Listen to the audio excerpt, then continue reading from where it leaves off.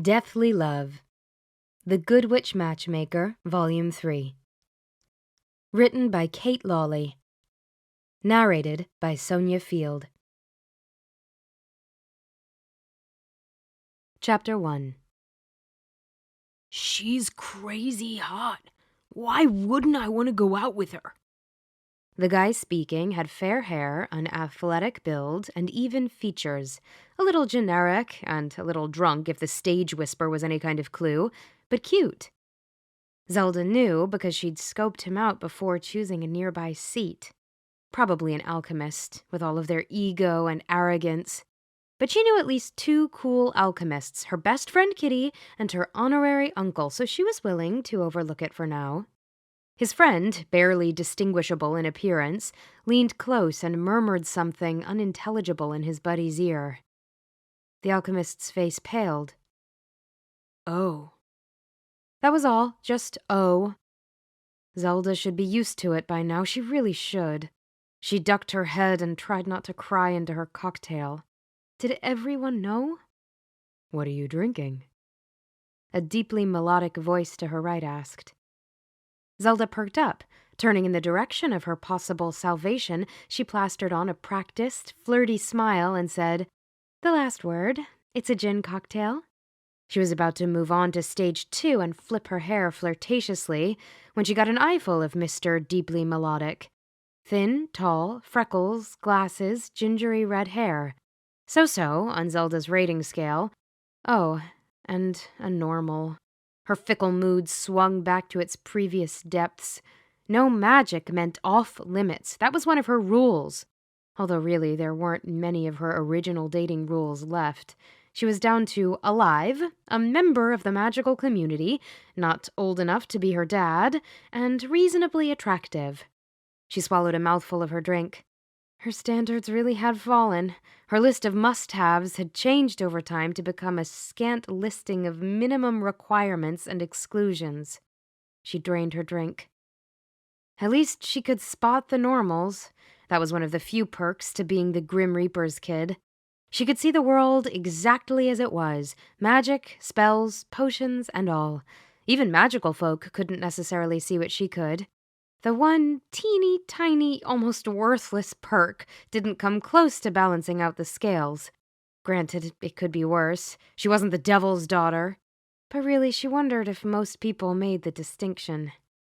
She sighed, about to tell this lost little normal soul, "Thanks, but no thanks," and maybe, "Run away before the magical bar regulars cheer you up." But he was already backing away. I'm sorry to bother you. He gave her a surprisingly attractive parting grin and said, "Excellent drink choice, though." And he was gone. Well, shoot. She didn't even get to savor her 2 seconds of false victory. She sighed wistfully. If only normals were in her dating pool. But that wouldn't be fair. She couldn't ask someone living out in the real world to step into fantasy land only to be terrified to within an inch of his life by her father. Then there was all of the explaining. Alchemists, seers, wizards. Not that they called themselves that, but that's what made sense in her head. No, that was so many shades of wrong that she wouldn't do it, even to break her 18-month-long dateless streak. She rolled her eyes, hating that she couldn't lie to herself. 18 months. If drinking coffee and chatting with a guy while they'd both waited for her favorite bookstore to open counted as a date. It had been a very pleasant conversation. She tried to think back to her last real date, but every opportunity that came to mind had fallen apart before she'd even made it to the goodnight kiss. She'd tried to hide her dark secret, but she failed every time. Every one of them found out that the skeleton in her closet carried a scythe. She sighed, leaning on the bar and displaying as much cleavage as she reasonably could while jiggling her empty glass. Where was that bartender? The magic community was tiny. She couldn't blink at a guy without whispered warnings following. She'd obviously finished her drink, and if she leaned any further, she'd fall out of her dress. No tip for this guy. It took the bartender another 2 minutes to make his way over to her, but when he did, he brought a drink ready-made. He deposited the familiar-looking drink in front of her and said, "The guy from earlier said to tell you he was sorry you were having a bad day." Guy from earlier? She took a drink, trying to remember which guy that could be. The one who just ditched her? That was weird. She should probably be worried her drink was poisoned. She gave it a good look, squinted, changed angles. Nope, looked good. Good thing, since she had drunk first and asked questions later. She took another drink. Tasted great, too. She may have all these little cheater tricks to spot magical attacks, being able to see potions, spells, poisons, but no one had actually dared to strike against her father through her. That was why she had the bag of tricks, to protect against magical attacks. Without them, she was as normal as all the other normals wandering around in the world.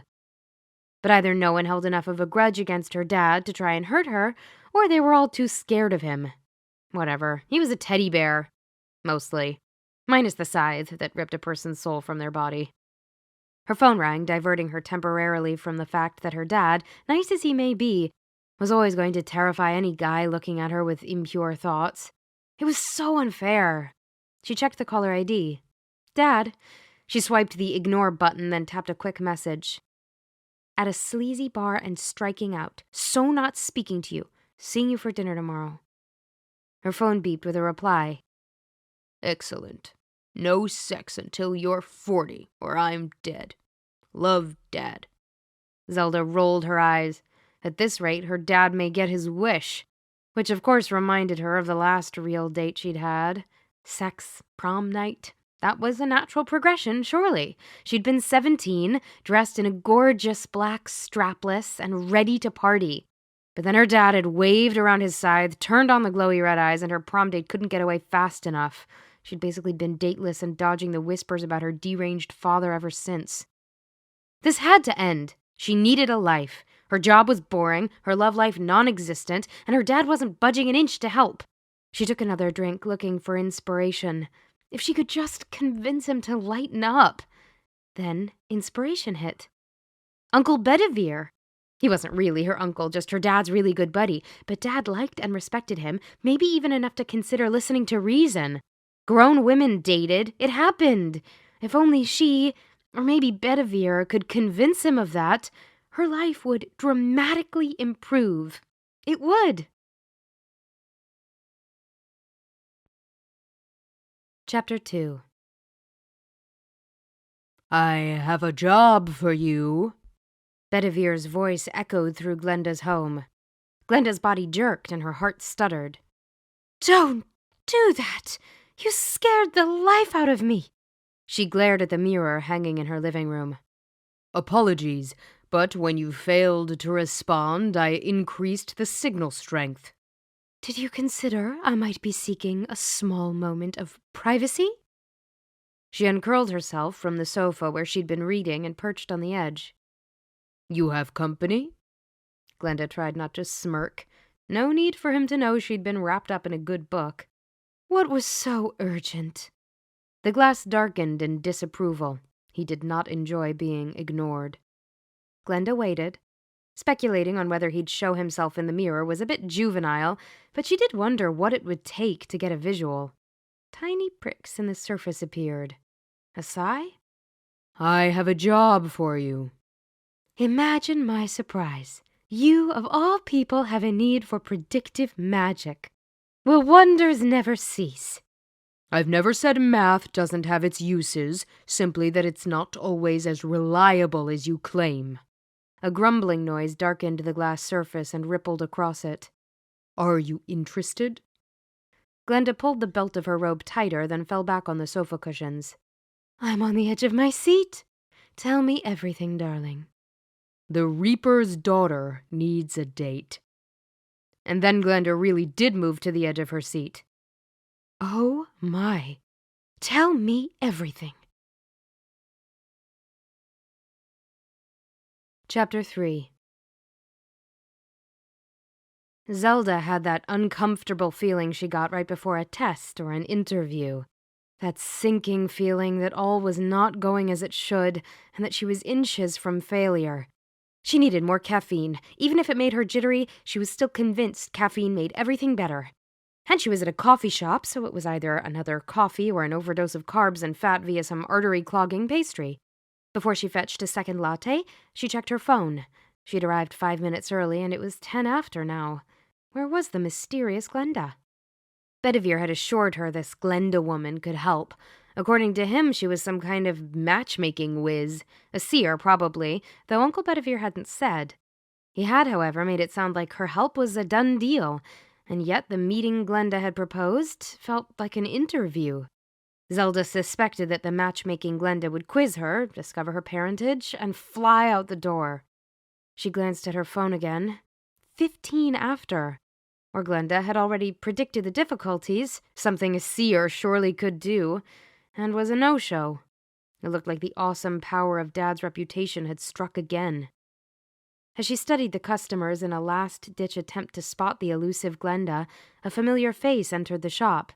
Ginger Boy from the bar a few nights ago. He smiled when he saw her and gave her a friendly wave. She smiled in return because it was impossible not to. He was that kind of guy. He approached her table wearing an easy smile. "Hey again." She almost wished she wasn't meeting someone. He seemed nice enough. She gave herself a mental shake. No normals. She only had a few requirements left on her list, and that was a big one. A huge one. "Hey." She hesitated for a split second before asking him to join her. "Sure. Can I get you something?" She tipped her full latte at him. "I'm good. Besides, don't I owe you a drink?" "Not at all. I'll be right back." While her new red-headed friend fetched his drink, she decided it was just fine to have lunch with him, even if he wasn't normal. It wasn't like she wanted to go out with him or was crazy attracted to him or anything, so she wasn't breaking any rules. When he came back, he had a mug rather than a takeout cup, and she hadn't noticed when he'd walked in, but he had a laptop bag slung over his shoulder. He set his coffee on the table and his bag on the ground, and then stuck out his hand. "I'm Mark." "Zelda." When she shook his hand, she couldn't help noticing that he was one of those guys who had big hands, but managed to neither squeeze her fingers lifeless nor make her feel like the fragile butterfly that she certainly wasn't. It must be a bit of a trick, because so many guys couldn't manage it. "You're working?" "That was the plan. This is a regular spot of mine." "I see." Zelda had a niggling sense of unease. "How often is regular?" 3, maybe 4 times a week. But since you're stalking me, I thought you knew that. "Cute. This is my first time here, but I'm not on stalking duty, not today. I was supposed to meet—" Zelda hesitated just a beat. "My uncle's friend." That had been amazingly not slick. It had been a while since she'd had a personal conversation with a normal. She wasn't that close with her work colleagues. Since stalking is a serious crime, I'm glad to hear that. So the uncle's friend was a no-show? Annoyingly, and she doesn't have a cell. Mark cocked his head and generally looked like she'd just told him the earth was flat. That's a little crazy. I know, right? Who doesn't have a cell phone? Even... She did it again. She'd almost blurted out witches. Seer, alchemist, wizard, those were her words. Witch was the broader and more accurate term for people with magic. The taboo word had been on the tip of her tongue, and this was why she didn't date normals. Forget dating, she couldn't even have a conversation with one. Sorry? Even what? Blue eyes. He had blue eyes. Not the startling, piercing kind, not the pretty, jealousy-inducing kind, and not the kind she would probably normally notice. Grayish-bluish. And kind. Mark had kind eyes. And she was losing her mind. Even an old lady. Not that I know how old she is. We haven't actually met before, but she's a friend of my uncle's, and he's old. Her mind and her tongue needed to sync up soon, or she was going to be in trouble. A normal didn't need to know she suspected Uncle Bedivere of living well beyond normal human years. That's an epic fail, late to a first meeting. His eyes crinkled at the corners, the only hint that he might possibly be laughing at her. Thank goodness, better he find her amusing than of questionable mental competency. She had to remind herself that would be the result if she slipped. Witches, ancient uncles, and magic were no-go topics. How hard could that be to remember? His eyes were still laughing. "You're humoring me, aren't you?" Zelda asked, trying to cover for her long silence. A little bit. She probably got held up in traffic. I-35 can be unpredictable at any time of day. Zelda sighed, dramatically of course, and lifted her chin a few degrees. I'll forgive her, if I must. Then she dropped the drama and said in a more normal voice, assuming she ever shows up. After glancing at her phone, she added, She's about half an hour late. Mark pulled a card out of his bag and flipped it over. While he scribbled on the back, he said, It looks like you've been stood up. He handed the card to her. I've got a project that's due later today, so I have to get some work done. But I'd love to meet up for coffee sometime when you're not stalking me and I don't have a deadline. He was so self-assured, so easygoing. She knew she should say no. He didn't make her pulse race, and more importantly, he was a normal. But she found herself taking the card, and without analyzing the why or how, saying, That sounds great. Chapter 4. Glenda removed her reading glasses and set them down next to the cash register. She'd flipped the Good Witch's sign to closed a few minutes earlier, so she wasn't concerned about a patron walking in. Out of habit, she double-checked that no passers-by lingered near the shop windows where they might catch a glimmer of the coming magic show. All clear. She flung her hands outward and spread her arms wide. As her hands swept through the air, she pulled forth glowing, tumbling numbers that quickly organized themselves into an elaborate equation. In that brief moment, before the sparkling motion of the numbers slowed and finally stilled, she felt as if she was holding endless possibilities within her grasp. She let the pleasure of it roll through her. She could work math magic without the visuals, but it simply wasn't the same. There was a deep sense of satisfaction that came from seeing the physical representation of her magic, and if she was honest with herself, a clarity that she never seemed to attain without the light show. She settled into the feel of the numbers, and then she let them dance, moving and tweaking, shifting only the smallest bit. She smiled. Glenda swept the air clean, pulling the bright and shining equations back into herself.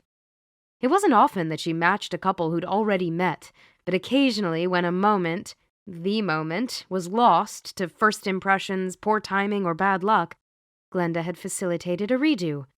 Perhaps it was a little more complicated in Zelda's case, but Glenda truly had done very little. She'd simply provided the girl with a second chance. From what Glenda had seen in that gorgeously complex equation, the second chance meeting she'd manufactured might just do the trick. She picked up her glasses and perched them on her nose again. Of course, a little nudge here, a little push there, would certainly never go amiss. Chapter 5. Zelda finished painting her big left toe and moved on to her right foot. Her bathroom was tiny, but it was the perfect setup for painting her toenails. She could sit on the toilet seat and rest her feet on the edge of the tub. She turned her head toward her cell, propped up next to the sink. I could use a new friend. Uh-huh. Static crackled as her best friend Kitty replied. You're out of the country touring Europe, while you're catching lice in youth hostels and straining your back carrying way too many pairs of shoes. I'm all alone in Austin. Uh-huh. You could at least pretend like you're paying attention. Oh, I am. So you're being judgmental, please. You abandoned me here all alone. Whatever, get a better job. It's not like you enjoy making copies and getting your boss coffee. Find something that pays better and you can come with me next time. Kitty made a quiet chuffing noise, her version of a snarky laugh. Or you could ask your dad to foot the bill. Like he'd ever lift a finger to help me leave the country. He's insanely overprotective.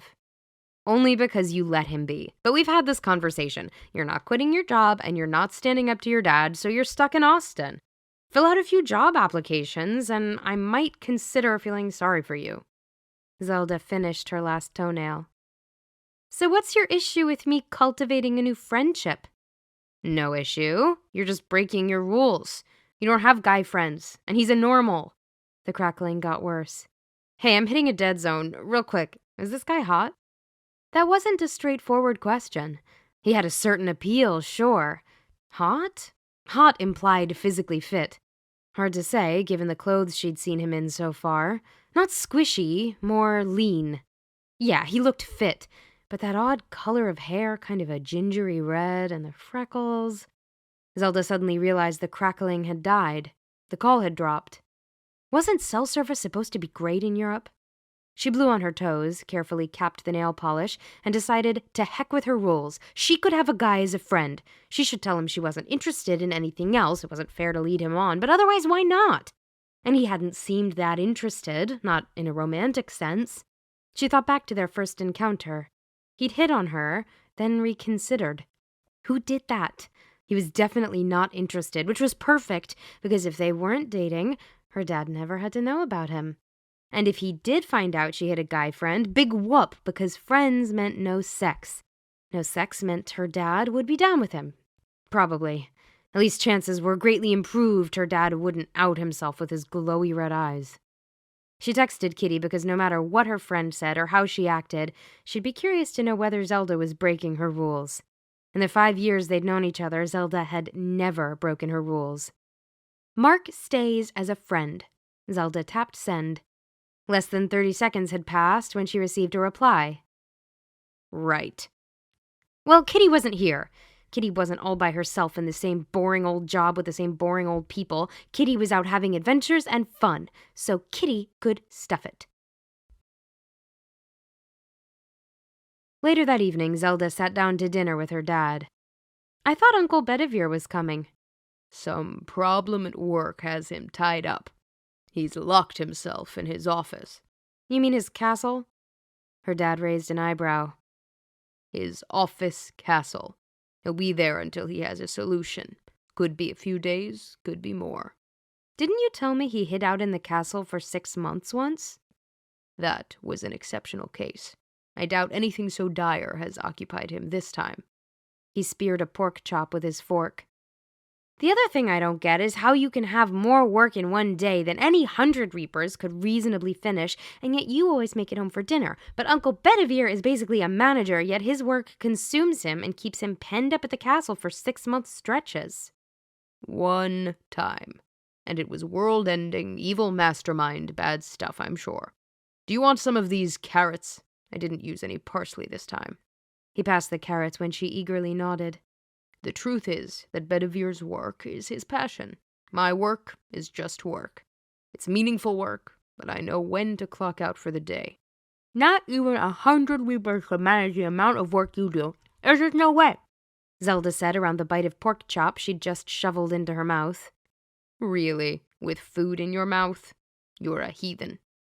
He closed his eyes as if the sight of her had put him off his dinner. She knew better, and right on cue, 2 seconds later, he opened his eyes and said, And you know there's magic involved in reaping. Yeah, I figured that one out a while ago, Dad. There's only one reaper to separate the souls from the bodies of the thousands of people who die every day. But as far as I know, there aren't any tortured souls roaming around in rotting zombie bodies. I figured there was a magical advantage. Time manipulation? Cloning yourself? Zelda tried for a casual look. What's the trick? Couldn't tell you when you were 15 and I first took the job, and I can't tell you now. He gave her a gently chiding look. That wasn't even a good effort. Oh, and no, there shouldn't be any zombies. Shouldn't be any zombies? That's comforting. Speaking of shouldn't, you shouldn't keep what you do every day from your only daughter. She smiled as a thought occurred. You're like Santa. You know, all those presents and all those kids in only one night. It's a physical impossibility given the time constraints, but all the little kitties get their gifts. Santa. Her dad seemed to consider the comparison. Sure, maybe I am like Santa. Zelda raised her eyebrows. Metaphorically, Dad, because you know Santa isn't actually real. Oh? Are you sure? He gave her one of those I know things you can't possibly imagine smiles. Don't start. I'm not taking the bait. When I was 8, maybe. And pass the potatoes, they look divine. Her dad passed a ceramic bowl piled high with creamy, whipped, buttery carbs. As she scooped a mountain of spudly goodness on her plate, she couldn't resist asking, How are you not horribly fat? I mean, seriously, Dad. You're old. Your metabolism has to be creeping along at the speed of a decrepit tortoise. I'm 47, and you're an ungrateful child. Who talks to their dad like that? Zelda laughed when she looked up to reply and saw him poking and pinching at his midsection, probably looking for the first signs of middle age spread. He didn't bother to comment, just started in on his mashed potatoes, and he applied himself to the task with a single-minded purposefulness. After he'd eaten at least half of them and a good portion of his pork chop, he said, "Bedivere said you were going to meet up with one of his buddies for coffee. Missing Kitty?" "I wouldn't be if you'd loaned me the money to go with her." She wrinkled up her nose and then said, "I know, it's not a loan if you can't repay it." "You need a better paying job." He set his fork down. "Forget the pay. You need a better job, full stop. Your boss treats you like an intern, and you can't stand most of the people you work with." Zelda considered his comments. It was only fair, since he was making an effort to be reasonable, much more so than usual. His face wasn't even turning funny colors. "It's not that I don't like everyone at work. I just don't really know them. Working with a bunch of normals means we don't have a lot in common. And you know that I basically am a glorified intern." Her dad's eyebrows drew together. "I dislike that word, normal. You do remember that you don't have any magic, that you're a—" He looked up at the ceiling as if asking for divine intervention. She was pretty sure his relationship with God, whatever it had been before his reaping gig, had been altered significantly and permanently since taking on the position. Being intimately involved with that much death, she couldn't even imagine. Maybe there was some other deity, one who helped keep mischievous children in line, that he liked to check in with. His lengthy and silent conversation completed, he turned his gaze back to Zelda. "You're a normal, except for that handy detection capability. I'm basically a normal when I'm not on the job. Don't forget that." "I couldn't forget where I come from, Pops. Remember? My standing monthly lunch date with Mom?" Your mother. She can yank anyone right back into reality. Even you. That is one of her special skills." Her dad managed not to say much that was negative about Mom. He'd always been that way. She loved her mother, and she loved her dad.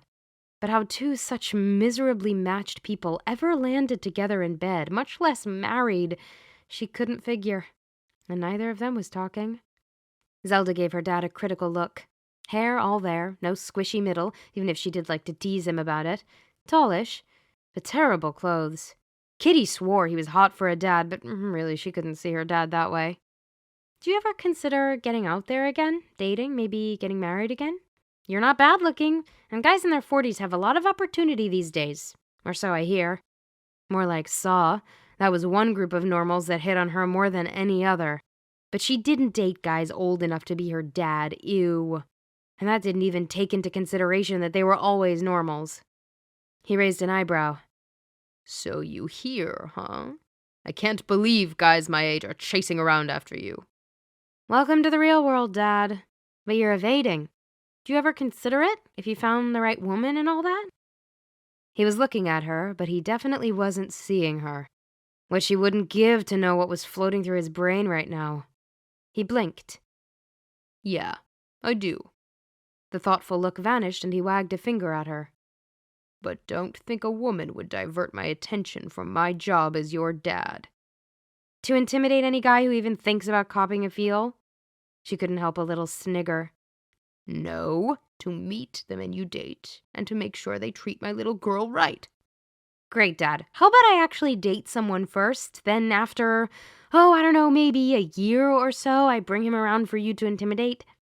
"Any halfway decent guy isn't going to be worried about what your dad does for a living." He waggled his eyebrows at her.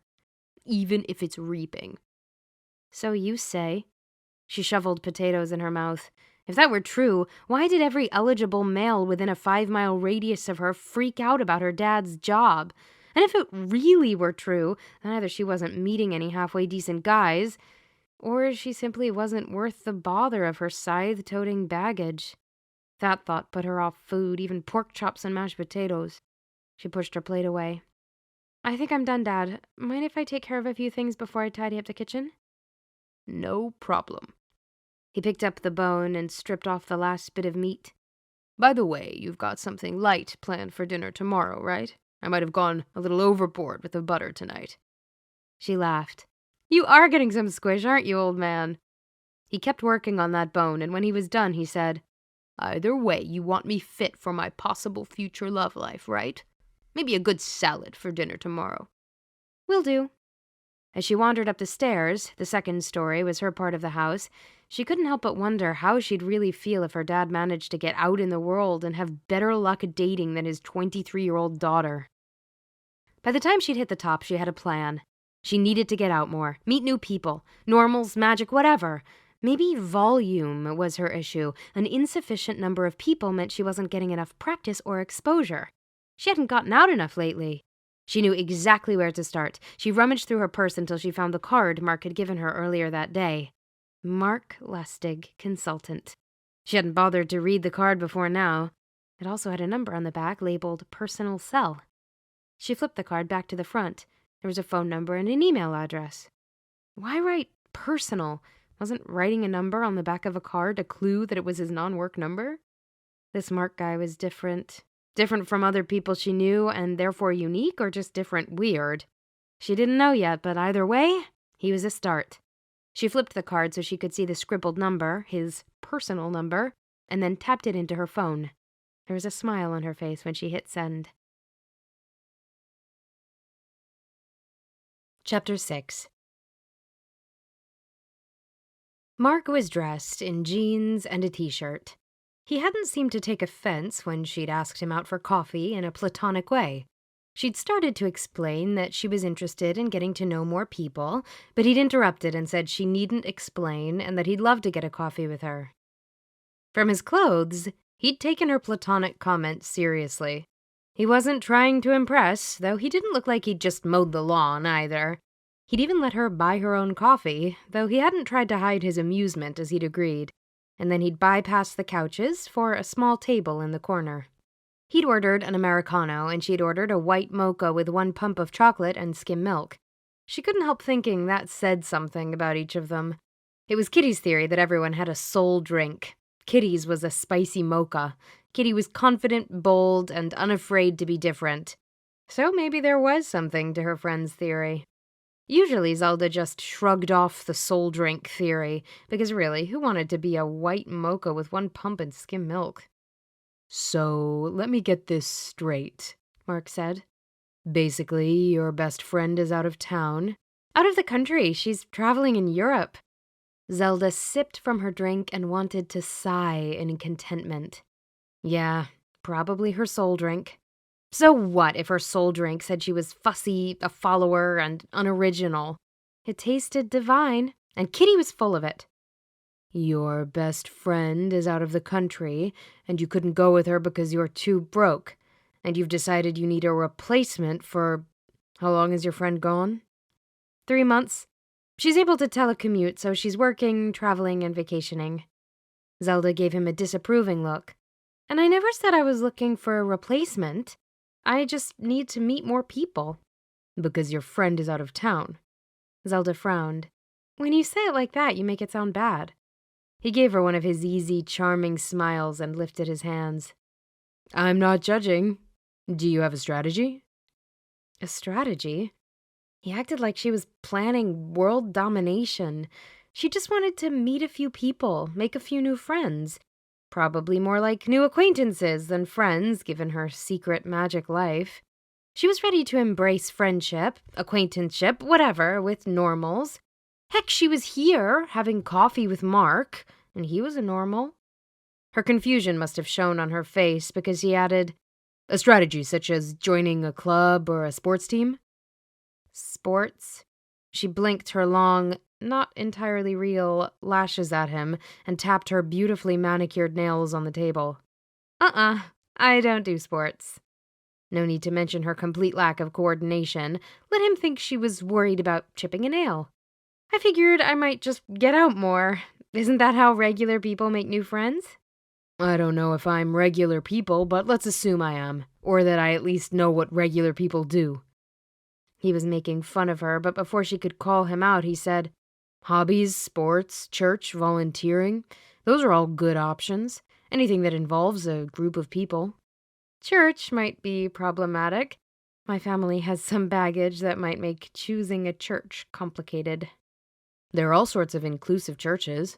He tilted his head as if he were inspecting a bug, but the look faded and his usual open, easy expression returned. Okay, if that's not a good fit, then what about a new hobby? What, like flower arranging?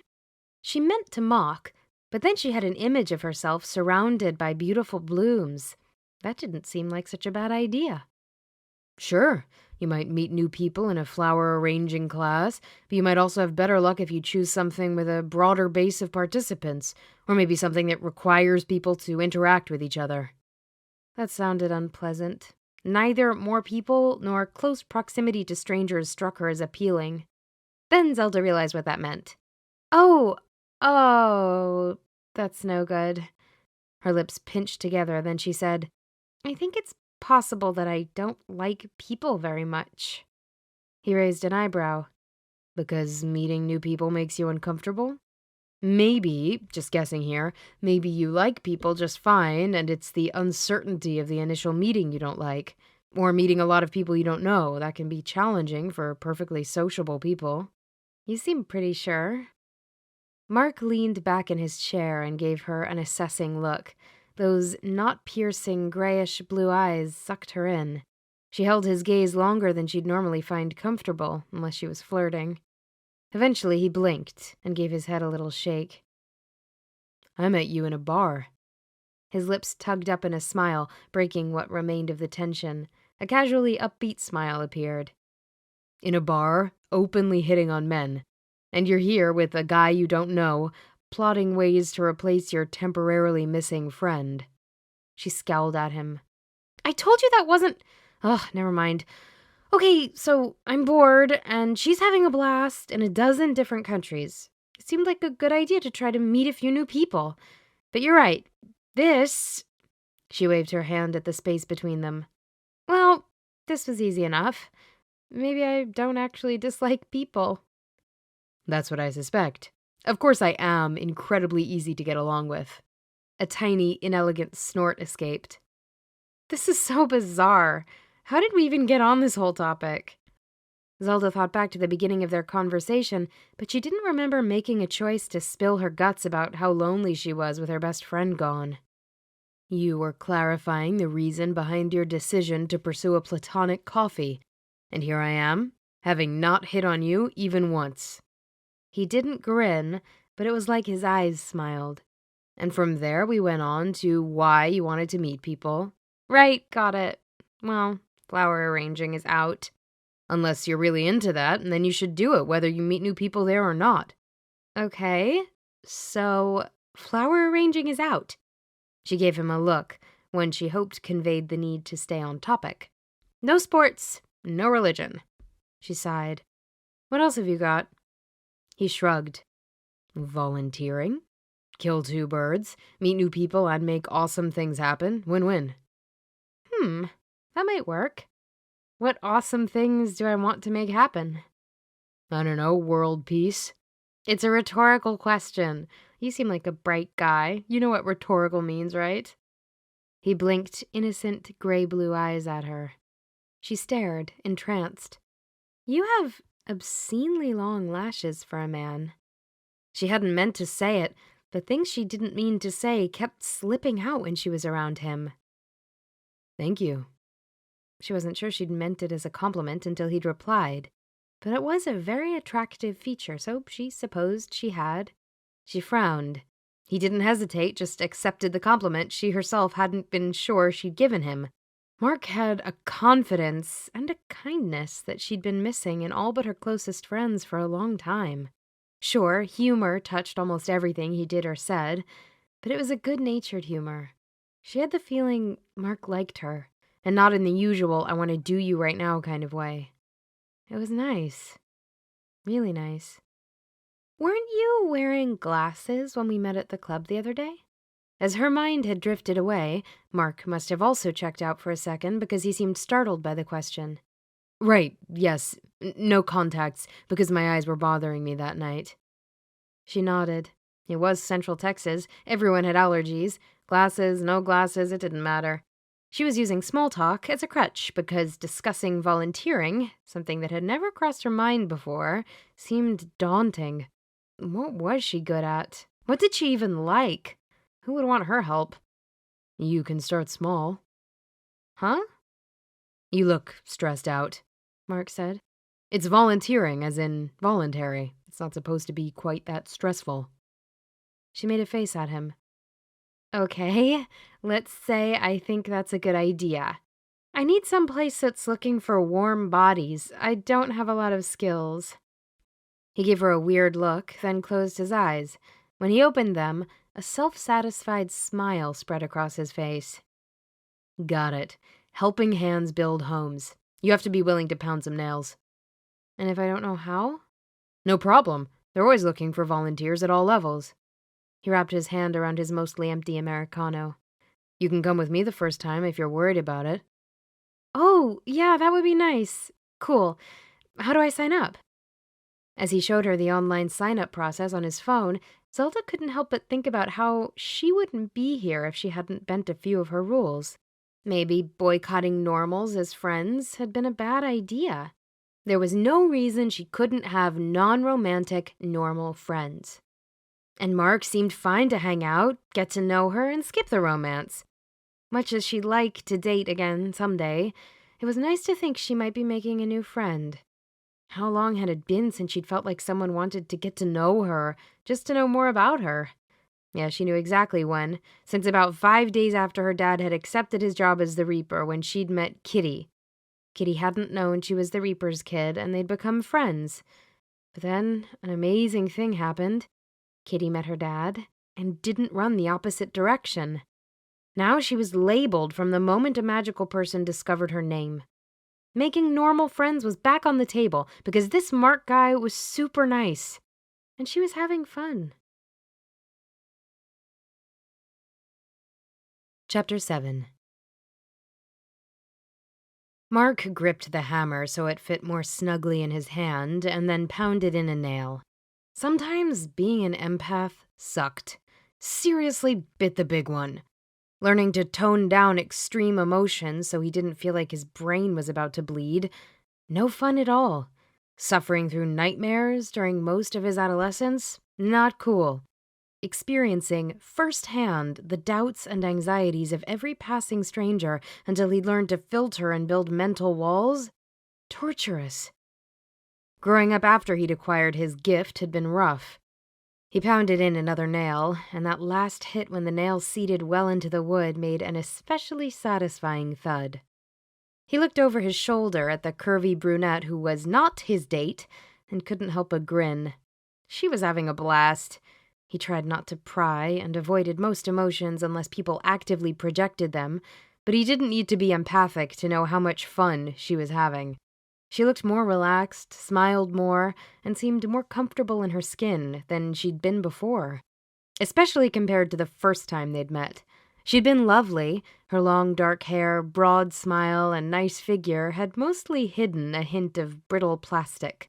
Like the entire event, sitting at the bar, hitting on men, waiting to be hit on, was an act. She narrowed her eyes in concentration, clearly trying to avoid thwacking her fingers.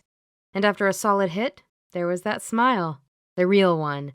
Not as broad as the flirty smile she'd given him in the bar, but this smile reached her eyes. He pounded another nail into the wall. He was supposed to be working, and if he wasn't careful, he would be going home with swollen fingers or bruised nails. Even with his back to her, he could feel the lightness of her mood. She was that comfortable, that happy. He grinned. Sometimes being an empath was okay. Zelda was an anomaly so far as his empathic skills were concerned.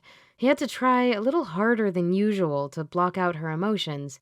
Something about her had his mental antenna zeroed in and on high alert.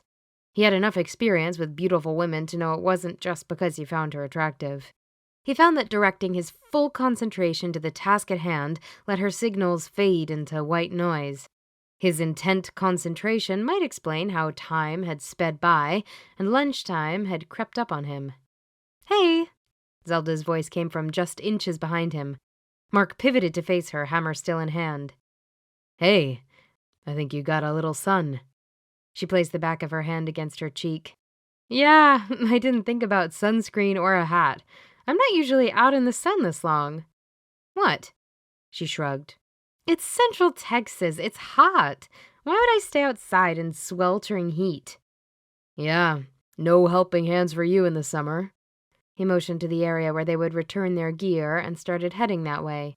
They'd signed up for 4 hours, and lunch was the end of their assignment. Zelda trotted to catch up. Again, it's Central Texas.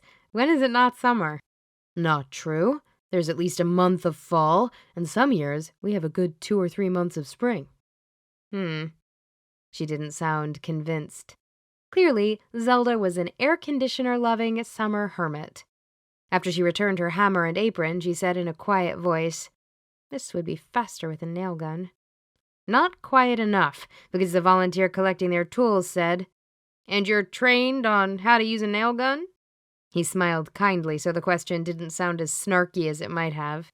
Zelda pointed a finger at him and said, "Excellent point, sir." The volunteer winked at her. Mark did a double take. Who winked? Maybe it was an involuntary tic. Thanks. We'll see you next time. Not that he knew the guy. It was just something to say, so he could politely leave and take Zelda with him, preferably before the volunteer hit on her. They walked in silence down the driveway before Zelda spoke. "That guy was hitting on me, right?" Weirdly and awkwardly, but I think yes. Are you into retirees? Zelda paused and looked to the right. "I think I'm parked that way." No, that's actually on my dating list. Cannot be old enough to be my father." You have a list. Of course, every girl has a list, whether she admits it or not. It could be something simple, like must be kind to children and small animals, cannot be a convicted war criminal, and must bathe with some consistency. Mark laughed. I think that most people fulfilling item 1 would automatically fulfill item 2. Not necessarily. And you have to admit, I make a valid argument. There's always something that's a deal killer and something that is a must-have. Conceded. How about I take you to lunch and you can tell me what your deal killers are? A spike of anxiety pierced the pleasant white noise he'd managed until that point. Odd. He'd hardly pressured her, and lunch wasn't a date. Okay, lunch wasn't always a date. Mark quickly added, "Or not?" He shifted away a few inches to the left, the direction of his parked car. "That's incredibly annoying." Mark shifted his weight back and met her eyes. "Sorry, what's annoying?" She frowned at him. "You ask me something and then don't let me answer. It's really annoying." Yeah, sorry about that. I have this weird superpower. Mark would swear she perked up when he said superpower. I can read body language really well, so sometimes... He shrugged. "Sometimes you act like you can read people's minds?" She blinked repeatedly as the sun hit her eyes. He shifted to the side so she wasn't blinded, and he realized she'd done something with her eye makeup the night they'd met. Her natural lashes were shorter than he remembered, straight and dark. Prettier, he thought, than the sweeping lashes and heavy eye makeup she'd worn before. Would you like to grab a bite? I'm happy to drive, and I can drop you back at your car after we're done. And surprisingly, she said, "I would love to." So, about that list? Zelda fiddled with the straw in her iced tea, avoiding Mark's question. She'd hoped he would forget the whole list thing since they'd made it all the way through lunch without mention of it. When she thought about how that list had changed over the last few years, tracking her hopeful and naive dreams of stumbling across the perfect man to her current and somewhat less ambitious stance, it was embarrassing. Unless you'd rather not discuss it, I didn't mean to pry. She almost growled. By the look on Mark's face, a grumble or two might have slipped out. Mark raised his hands. Sorry, it's hard not to respond. You're really easy to read. Seriously, though, people are complex, meaning we can experience more than one emotion at the same time. She gave him a significant look. Let a girl get to the tail end of a thought, maybe? Mark's lips twitched, but his relaxed posture didn't change. She didn't seem to fluster him nearly as much as he did her. Also annoying. Since he was now patiently waiting for her response, it seemed rude not to share. All right, then. It's pretty short. Alive. Not old enough to be my dad. A physical appearance I could be attracted to. And... She tried to think of an innocuous version of magical. Someone with shared interests or history. He quirked an eyebrow as she quickly added the last item. He didn't mention her hesitation, just said, "Alive, huh?" Good to know where you stand on the whole zombie question. She pressed her lips together and nodded. Everyone should give the zombie apocalypse serious consideration. I won't date the undead, zombies included, no matter how desperate I may be or how charming my prospective rotting suitor. And I've got a zombie apocalypse survival plan. Charming zombies. I'm not sure that's a picture I can wrap my head around. Mark seemed to consider the idea. No, sorry. As for your other requirements, of course the age restriction I knew about. And a girl should be able to kiss her boyfriend without cringing. That's an individually subjective but essential item to every woman's list, I would think. He stopped in that deliberate, unhurried way of his, then picked up again. Shared interests. I get it, it's just broad. What exactly are the interests that this mystery man should be sharing with you? She almost said flower arranging, but stopped herself. He'd been open with her and deserved more than a flippant response.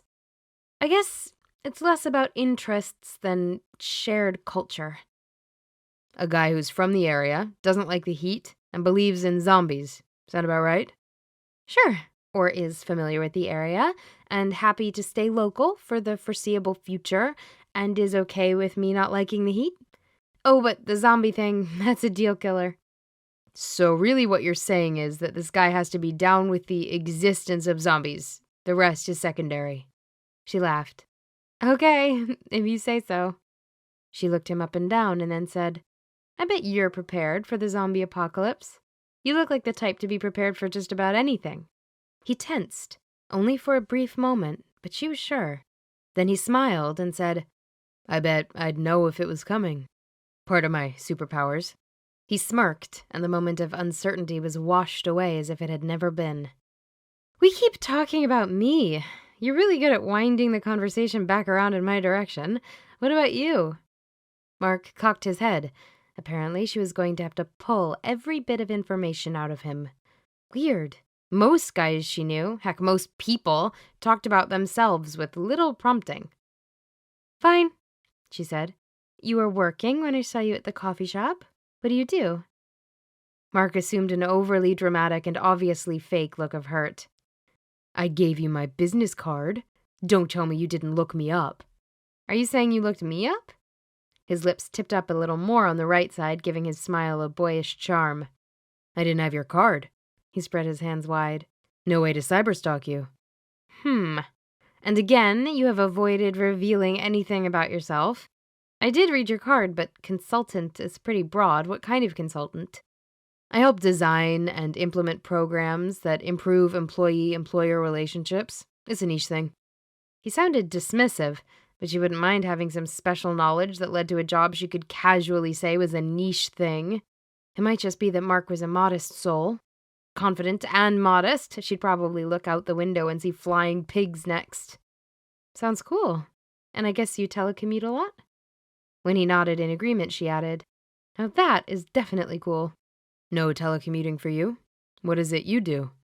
Underpaid assistant to a guy who thinks I'm an intern, basically. She looked, but he didn't seem to be shooting her covert judgy looks. It's a tough job market, and it's better than being unemployed. Yeah? And here it comes. But, she prompted. But you don't sound like you enjoy it. And it doesn't pay well. Otherwise our newfound friendship would never have happened because you'd be touring the hostels of Europe with your buddy. And your boss sounds like he, or she, lacks role model potential. All in all, I don't see your current position as a long-term plan, so why not try to find something else? He gave her a small, encouraging smile. The best time to look is supposed to be when you're already employed and not starving. My boss is definitely a guy. She fiddled with her straw again, stalling now that the one easy question was out of the way. He wasn't saying anything her dad and Kitty didn't periodically bring up. The difference was, she didn't feel pressured or harassed like she did when they mentioned it. So she thought about what he'd said, and fiddled with her straw, and thought, and fiddled. Finally she said, Okay, I think that last bit is wrong. I think maybe I would have to be starving, metaphorically, to get up the courage to face the inevitable rejection. The job market is actually tough, and there's this inertia going on. I get up, I go to work, I know what to expect. That's hard to break, even if my expectations of what's going to happen aren't all that great. She tried not to scowl when she looked up from her glass of tea. Talking about this stuff was hard, but that wasn't his fault. That's cool. Now you have a place to start from. I don't get it. What do you mean? You know that you're staying because you fear change, and that you'll probably have to quit before you start up a serious job hunt or move to your next endeavor. Zelda blinked. Maybe she'd been in the sun too long because she still didn't get it. She flagged down the waitress. Can I switch to water? After the waitress had left, she said, Move to my next endeavor. It's like your mouth moves. But we're not speaking the same language. Ha ha. Seriously, you don't have to work for someone else. You can freelance. You can start your own business. You can get a part-time job and freelance and start your own business. He leaned forward a little. You can do whatever you want. She looked at him like he was a crazy man, because he was a crazy man. And bills? Rent? Food? Gas? Insurance? If you're interested, I can help you put together a spreadsheet. He eased back against the booth cushions. But really, that's not the first step. What do you want to be when you grow up? What's your dream job? Whether it's a certain kind of work, a certain income level, a certain working environment, or a little of all three. Those are questions I'd be thinking about now. The possibilities. His eyes had lit up like a boy in a candy store. I don't think I find the possibilities quite as exciting as you do. She winced. Why did she always feel so inferior when she had these conversations? Well, no rush. You have a job, and you're not starving, metaphorically or otherwise. Just let the idea of something else, of the possibilities, sit in the back of your brain for a while. You might surprise yourself. And if not, then maybe it's time to think about how to make the job you do have a little more enjoyable or rewarding. She curled her lip, and her shoulders slumped. Ugh, it all sounds like so much work. Right. Or you could just make inertia your best buddy. That works too. Uh-huh, I knew the judgy would pop up at some point, and there it is. He laughed and shook his head. I'm not judging. It took me 5 years of crappy jobs to figure out what I wanted to do. Zelda squinted. I don't suppose you have especially good genes and are actually as old as my dad, are you? Because you seem freakishly together for the age you appear to be. Would it matter? He raised an eyebrow at her. We're just friends, so your list doesn't apply. She rolled her eyes. 28. Happy? Or would you prefer proof? He reached for his wallet. Cute. When his hand stopped, she said, Oh, don't let me stop you. You'll need that to pay for lunch. She smirked. You're the one with the fantastic job, remember? He didn't blink. In fact, he looked quite pleased to pick up the tab. Chapter 8. Zelda set her phone down next to her plate of scrambled egg whites, toast, and blueberries. She pushed the egg whites around on her plate, her dad's response to their health conversation a few days ago, and slathered more butter on her toast. No need for her to suffer just because he was worried about developing a little squish in the middle. Dad, why did you take the Reaper job? He pulled his head out from deep in the fridge to answer. What? He clutched an ancient jar of jam in his hand. Back when the old Reaper approached you, we talked about transitioning into the world of magic, the move, what the consequences of taking the job would be, both for you and for me. But in the midst of all of the talking and the preparing, you never said why you took the job. She gave him a stern look. Don't eat that. It's probably growing something. He opened the jar and eyed the contents critically. Nah, it's mostly sugar. It should be fine. Stop. Throw it away. Seriously, Dad, I'll buy some more jam, whatever kind you like. I'll get it on the way home. He said, but then he chucked the container into the garbage without another word. She'd been played. Maybe grab some of that fancy mustard I like so much while you're there. And we're almost out of eggs and milk. Oh, she had totally been played. Yep. About the Reaper job? Where's this coming from? He topped off his coffee and joined her at the table. She took a bite of her buttery toast and then mumbled past the food. Thinking about a new job. Heathen. Swallow and tell me again, because I'm sure I misheard you. He dipped his dry toast in his coffee. Her dad was a cool guy, Reaper status notwithstanding, but some of his habits were seriously disgusting. She swallowed and took a drink of milk. Who's the heathen? That toast coffee thing is nasty. You're not getting any action if you do that in public. He tore off another piece of toast and dunked it. With the soggy bit of bread gripped between two fingers, he said, "Sorry, what was that you were saying before?" She sighed. He would dribble coffee and soggy bits of toast mess all over the table until she answered, "I might, again, might, be considering the possibility of a new job." He popped another soggy combo of carbs and caffeine into his mouth. If she hurled at breakfast, it was all his fault. After chewing and swallowing, then drinking coffee that must surely have floaty bits of gross in it, he said, "Cool." He stood up and walked to the sink, dumped out his coffee, and rinsed his mug. Cool? 2 years of nagging and all he says is cool? "I've got a work thing this evening, so you're on your own for dinner, kiddo." Right, no problem.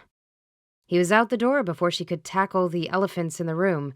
He hadn't answered her question about why he became the Reaper.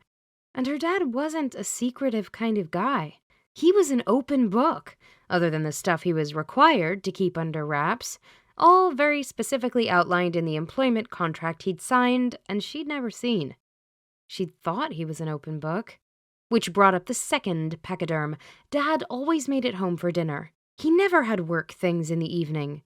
So what was this work thing?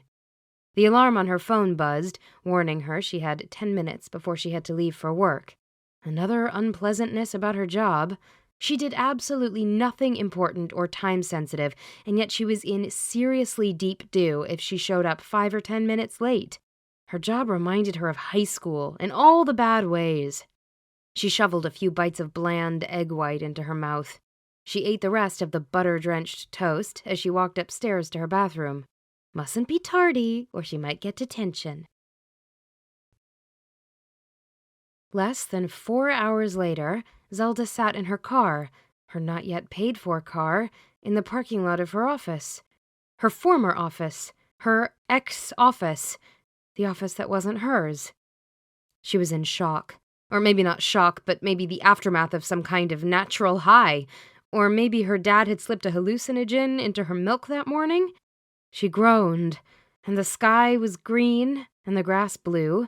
She had to get a grip. She wasn't making any sense. Corinne from the office across the hall walked by, probably on her way to lunch. Zelda glanced at the clock. She'd been sitting in her car for over half an hour. It wouldn't be much longer before the lunch rush made its way past her car. And unfortunately, today of all days, she had to get a good parking spot front and center. She really had to get a grip. Mostly, though, she had to get out of here. She grabbed her phone and typed in a text. "Busy?" Chapter 9. Zelda clutched her keys in her hand, hesitant to hand them to Mark. "You're sure you don't mind driving my car?"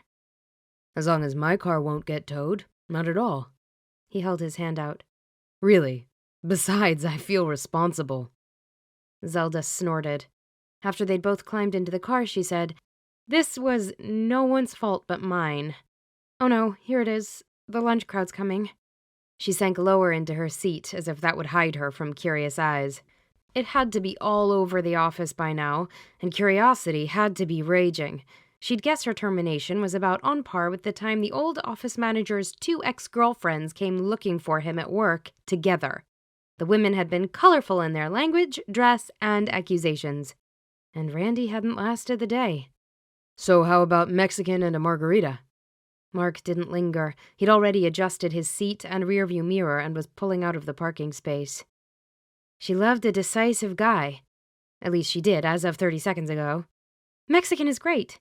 She tipped her chin down and to the side so her hair covered her face. "It's clear we're about 3 streets away from your office." Zelda sat up and tucked her hair behind her ears. "Okay. Super embarrassing, and hiding doesn't help. Everyone knows what car I drive. The office isn't that big." "You going to tell me what happened?" Given our recent conversation about your job, I feel I may have influenced you." "Well, if you did, it was only to get me to grow a spine." Zelda glanced at him and noticed his shoulders were a little tense. He'd lost some of the ease that he normally exuded. "Really, it's definitely all good. I told off my boss." Mark stopped at a light and turned to look at her, his surprise evident. That I wouldn't have predicted. I thought you were stuck in the land of inertia. "Nope, not only am I not stuck, I exited with undue speed."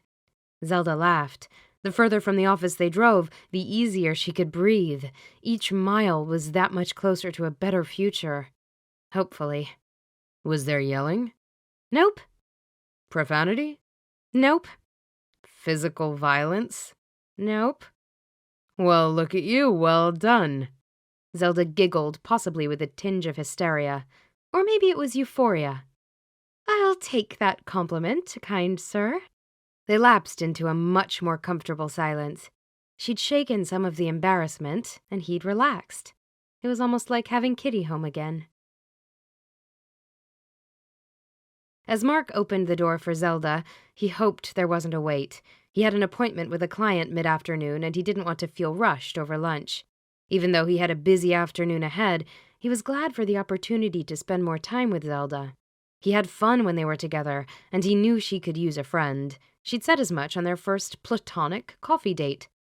But more than that, he truly knew what it was like to be alone, to be different, to want more, or in his case less, but not know how to start or where to go. He could feel those things in her, an echo of himself not so long ago. The hostess asked how many people were in their party. Mark pulled himself back to the present. 2. A booth? He looked at Zelda for confirmation, and she nodded. Once they were seated and the hostess had gone, Zelda said, "I quit with brutal—" Her eyes widened. "I mean brutal honesty. I was also very specific." Mark wasn't getting a panicked vibe from her. That was good. It looked like she truly had kicked inertia in the butt. Brutal honesty could go a number of ways. Given your earlier... He couldn't find the right word. Panic? Distress? Hysteria. It's okay, you can say it. He shrugged. That seems a little harsh. You seemed unsettled, but not even close to hysterical. Tell my shaking hands that. I truly didn't think I was safe to drive, hence my text to you. Anyway, I told my boss he wasn't qualified for my job, let alone his. Then followed up that zinger with something along the lines of, "And stop eyeballing every woman in the office under the age of 40 because we're not interested. Really, really not interested." And then I got my second wind and told him he should pick out his wife's birthday presents and anniversary gifts himself, even if he had terrible taste, and that everyone in the office knew he stole food from the employee's fridge. And before he could lose his bananas, I told him I quit, and that if I wasn't a lady, I'd tell him exactly where he could shove his demeaning underpaid job. She blinked. I mean, I'm summarizing, but that's the gist. Wow. I knew you had some resentment. That was clear when we talked yesterday, but that's... He shook his head. A little crazy sprang to mind, but clearly not an appropriate response. And he was proud of her, so telling her she had acted like a nut didn't seem the best way to convey that. A heaping, overflowing room full of resentment. Yeah. She stretched to sit up tall and peered over his shoulder. Yum, I love the chips here. They make them fresh, so they show up at the table hot. Mark glanced over his shoulder to find their waiter approaching with chips and salsa. Once the waiter had left, they dug into the chips. After they'd both eaten a few, Zelda gave him a weird look and asked, "You don't dip your toast in coffee, do you?" He shook his head. Sounds disgusting. Right? Only a crazy person would do that. How about someone with unique tastes? So, what about the rest of the story? Mark figured the coffee question was a deflection. That's pretty much it. I left, went to my office, and typed a one-sentence resignation letter. I was collecting my stuff when security showed up at my office door. I honestly have no clue if they walk out all ex-employees or if Rob, the underachieving wonder boss, had reported me as unstable or a security risk of some kind. Either way, it was unnerving. Those guys are off-duty cops, and they carry very large, very scary guns. She wrinkled up her nose and tipped her head to the side. HR sent Ted, and we're actually pretty friendly. But still, being escorted out of the building by a guy with a gun is freaky, even if the guy is a peach. Is that what had you so freaked out? Oh gosh, no, Ted is a really nice guy, big gun and all. No, I got to the car and realized I didn't have a job. Mark tried to get a read, but was coming up blank. Now she gets better about not projecting her emotions. Quitting your job does tend to have that effect. Don't be silly. I'm saying that it hit me. I had no job. I didn't have to get up in the morning and drag myself to a place I didn't like, only then to work with people I didn't particularly care for, doing things I didn't find remotely interesting or rewarding. All good news in my book. Right, because you have a job you like. I have no aspirations, no dreams, and certainly no plans. And I never really worried about that before because I had a job with regular income and that was enough. That is what flipped me out. I realized I have no job, no career, and no plan for one. And when inertia in a bad environment looks good because there is simply nothing, not even a glimmer of another opportunity in your future, that's a scary moment. Fair enough. But, like most problems, there's a solution. We find your career, your calling, so to speak. Zelda opened her mouth, but nothing came out. She frowned and blew out an exasperated breath. No problem. Let's just whip up a career path for me while we eat tortilla soup. The waiter arrived on the heels of her comment and asked, Tortilla soup! Ours is excellent if you're considering it. The cup is quite small, but many of our guests order the bowl for lunch. Zelda closed her menu with a snap. Sold! And a bowl sounds good. Beef fajitas for one. Mark saw Zelda waver, clearly tempted by the idea of fajitas. Make that for 2. Zelda changed her soup order to a cup, and the waiter left. To answer your question, yes, we are going to brainstorm, if you want to. He tacked on a qualifier as soon as he realized she might see his offer as pushing and not helping. Mark didn't want to pressure her. She already felt pressured by the situation and probably by her family and friends. And he knew what that felt like. Zelda settled back against the booth cushions, stared at a point just over his right shoulder, and after a few seconds said, Yep. Lifting her hand to flag their server, she added, But that calls for a margarita. After she'd ordered the Mexican martini recommended by their server, she pulled out a fancy compact spiral notebook with thick pages and a cute cover. Money first, because that's very much on my brain. Mark watched her start an outline. Her handwriting was surprisingly small and neat, almost masculine. He would have expected more of a flair. Right. Do you have debt to maintain? Student loans, credit cards?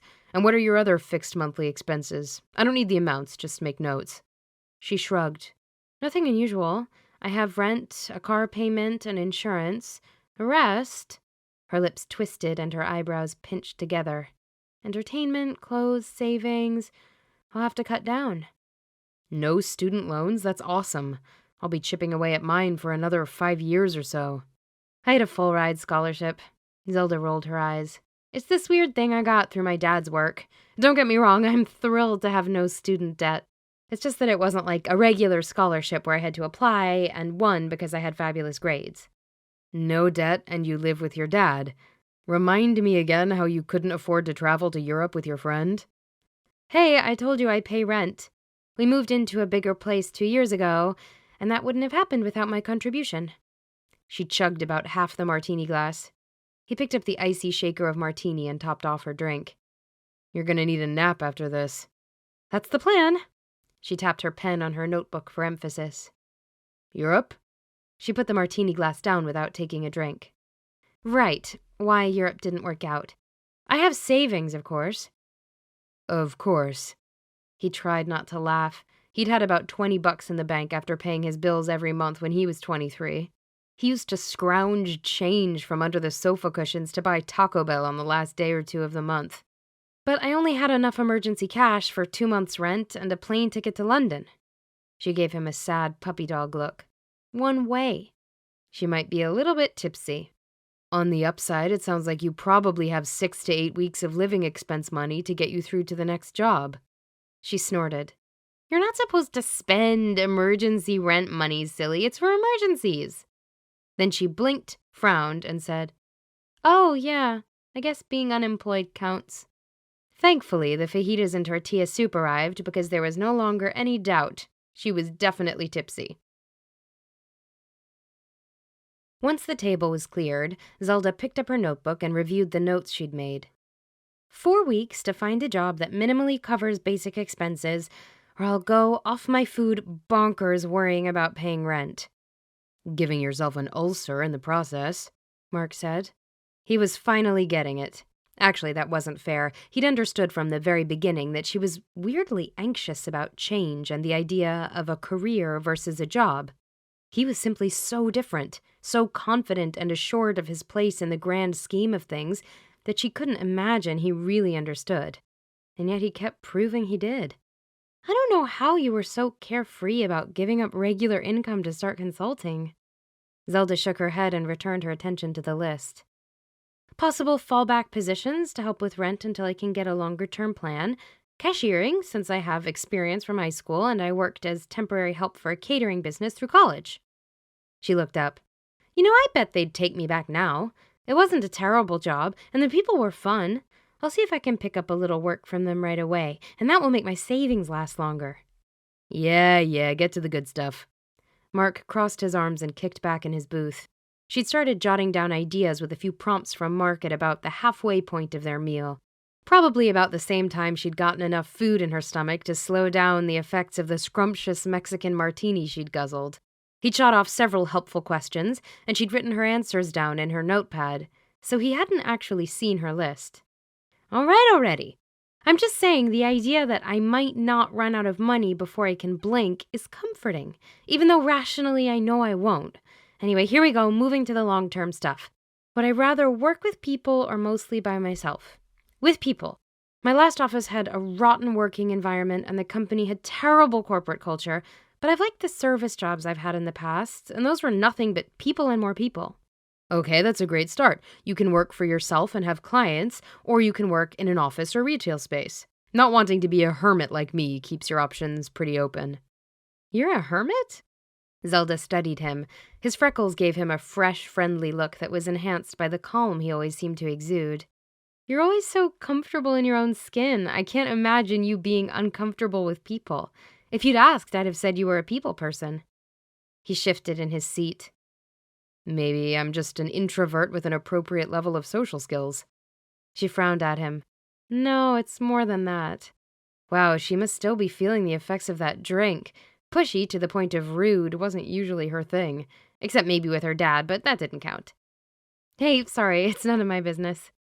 He rubbed his jaw and got a faraway look, then his face cleared and he caught her gaze again. Do you want the truth? It wasn't a rhetorical question. He waited patiently for her to tell him yes or no, and that meant he was considering sharing a piece of deeply personal information, or what he planned to tell her would change how she saw him. Maybe both. She thought carefully, because a serious question deserved a thoughtful response. She didn't want to lose his friendship, but she couldn't imagine he was a serial killer, unkind to children or small animals, or was hiding any other friendship-killing secrets. He just wasn't the type. Yep, go ahead. He didn't immediately speak. In fact, was he embarrassed? The lighting wasn't great, but she'd swear he was blushing. She tilted her head and gave him a confused smile. It can't be that bad. She widened her eyes. Or are we talking Greek tragedy epic story bad? He closed his eyes and pinched the bridge of his nose. No. He opened his eyes, looked at her, and said, So, I'm an empath. He winced, then added, I can't read minds or anything like that. Actually, most of the time it's all just a bunch of white noise, except when people yell. I didn't know people could yell with their emotions. She frowned when a troubling thought occurred. Do I yell a lot? Mark laughed. Deep, loud, and rolling, the sound was surprising and contagious. He had a great laugh. She grinned back at him and chuckled a little. She couldn't help herself, but she hadn't a clue what he found so entertaining. He laughed again. He rubbed his eyes and swallowed one last chuckle. You're amazing. I don't tell anyone, I mean anyone, about that part of my life, because I know they'll get the wrong impression, judge me, or think I've gone off my meds. Huh. Have you gone off your meds? Zelda didn't actually know much about empathic abilities. It wasn't quite in the magical realm, so it hadn't come up. But now that she thought about it, she could see how the skill could be problematic. Overwhelming, maybe. Possibly terrifying for a young child. I wish. There's no medication that helps to block psychic empathy. That's all done with discipline and control. Practice is the only thing that helps. He shook his head again. That's it? It's really no big deal to you? That's it. Zelda skirted the reason she was so ready to accept the idea that he was psychic. She could hardly break the rules and spill the beans on the Grim Reaper, aka Dad. As for your superpower being no big deal, that depends. We're talking general impressions. No specifics? That's right, no specifics, no mind reading. Oh, and you only very occasionally yell. But it doesn't really matter if you do. I didn't lie when I told you I'm really good at reading body language. Anyone who's projecting emotions so broadly that I have to try to block them, those are people I could read without any empathic talent. So you have 2 superpowers. Cool. And also unfair. But definitely cool. Zelda caught the waiter's eye and motioned for the check. I'm buying lunch today, by the way. Says the unemployed woman. I don't think so. If you can play White Knight and designated driver and career counselor all in one afternoon, the least I can do is buy lunch. She grimaced. But after today, we're eating in. There's the girl I know. Seriously, though, I really appreciate you picking me up. I don't know what was going on. Not a panic attack. She bit her lip. Maybe it really was the after effects of a massive adrenaline rush. I've never told anyone off other than my dad and a close friend or two, and then only when I really thought they deserved it. I should respect the person I'm working for, right? You had a moment of bravery. Insanity, maybe. Zelda shoved a few bills under the receipt. He gave her a sharp look. A moment of bravery, followed by a little squeamishness. Happens to the very best of us. Thank you for lunch. Let's ditch this joint. I'll give you the rest of my brainstorming notes on the drive home. Perfect. I need to catch a client in a bit, and I wouldn't want to part ways without giving you some career planning homework. She just rolled her eyes when he said homework. But the fact that she could be flippant, that she wasn't working up to an ulcer thinking about it, that was a small miracle. Chapter 10. Her dad walked in the back door, late, as he'd predicted. I quit! Zelda munched a celery stick, then picked up her phone and looked at the time. I told you I was going to be late. Wait, what? Her dad stopped suddenly and almost tripped. Quit! As in, unemployed. Hey, close the door, you'll let the mosquitoes in. He reached blindly behind him and shut the back door. You quit? He checked his keys on the table and joined her at the island in the middle of the kitchen. You gave your notice today? You could say that. Before she could explain her meltdown at work, he wrapped an arm around her shoulders and squeezed her in a one-armed hug. I'm so glad. It was due about 3 months after you started. She squished her nose up. More like 6 weeks. I just didn't complain right away. Oh, and I also picked up my old part-time server job, so I won't be late with the rent. The catering job? The one from college? When she nodded, he said, That's all right. They seemed like good folks. Yeah, Martha and Bill were always good to the waitstaff. Fair, worked hard themselves. She rolled her eyes. Unlike Rob, the worst boss ever. I'm not sure how that man still has a job. It's the company. There's not much accountability for employees' actions. If I ever have employees, you can bet I try to be a lot more like Bill and Martha. Her dad smiled in response and kissed her on the cheek, and then he headed to the fridge. What was that for? He just shrugged and said, Beer? Oh, no. I had a Mexican martini at lunch. I'm drinking water until I catch up on my hydration. He came back with a beer and a can of sparkling water. He handed her the water, and then sat down in one of the bar stools across the island. She hadn't noticed before, but he looked really tired. His eyes were a little red and puffy, and he had that droopy look he got when he wasn't sleeping well or was trying to do too much. She remembered him looking like that a lot right before he'd taken this job. "Are you okay, Dad?" He looked her in the eye, and a smile blossomed on his face, spreading until it reached his eyes and made those little crinkles in the corners that he swore weren't crow's feet. "Great. I promise." You'd think a guy who reaped souls for a living might be good at lying. Apparently, either there was no communication between him and the recently departed, the dead were incredibly gullible, or he only told the truth because he was a terrible liar. So she let it go for now, but she'd keep an eye on him. About giving my company notice, I did that verbally and vigorously, and then was quickly escorted from the building. His eyebrows climbed. "You're just full of surprises today. What brought this all on? First you're volunteering, then you're thinking about changing careers, then you pull the trigger and quit. You're not usually so spontaneous." What are you talking about? I was saving for ages to go to Europe, a whole other continent in case you'd forgotten. That's plenty spontaneous and adventurous. He took a drink of his beer. "So, nothing particular brought this on?" he asked, without quite meeting her eyes. He was so obvious. "Clearly you have intel." She narrowed her eyes at him suspiciously. "You have very good sources." She had to remember to give Uncle Bedivere a talking to. "Well, I may have heard you have a new friend. I can't imagine why you wouldn't have mentioned him." He blinked and then added, Or her, whichever." "It's no big deal, that's why I haven't mentioned him. And he's a normal, so I wasn't planning on bringing him around the house." "One time I slip and let the red eyes shine, and 10 years later," she snorted. 6.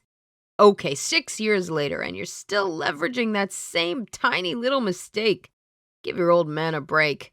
Not just the eyes, Dad. You conjured your scythe.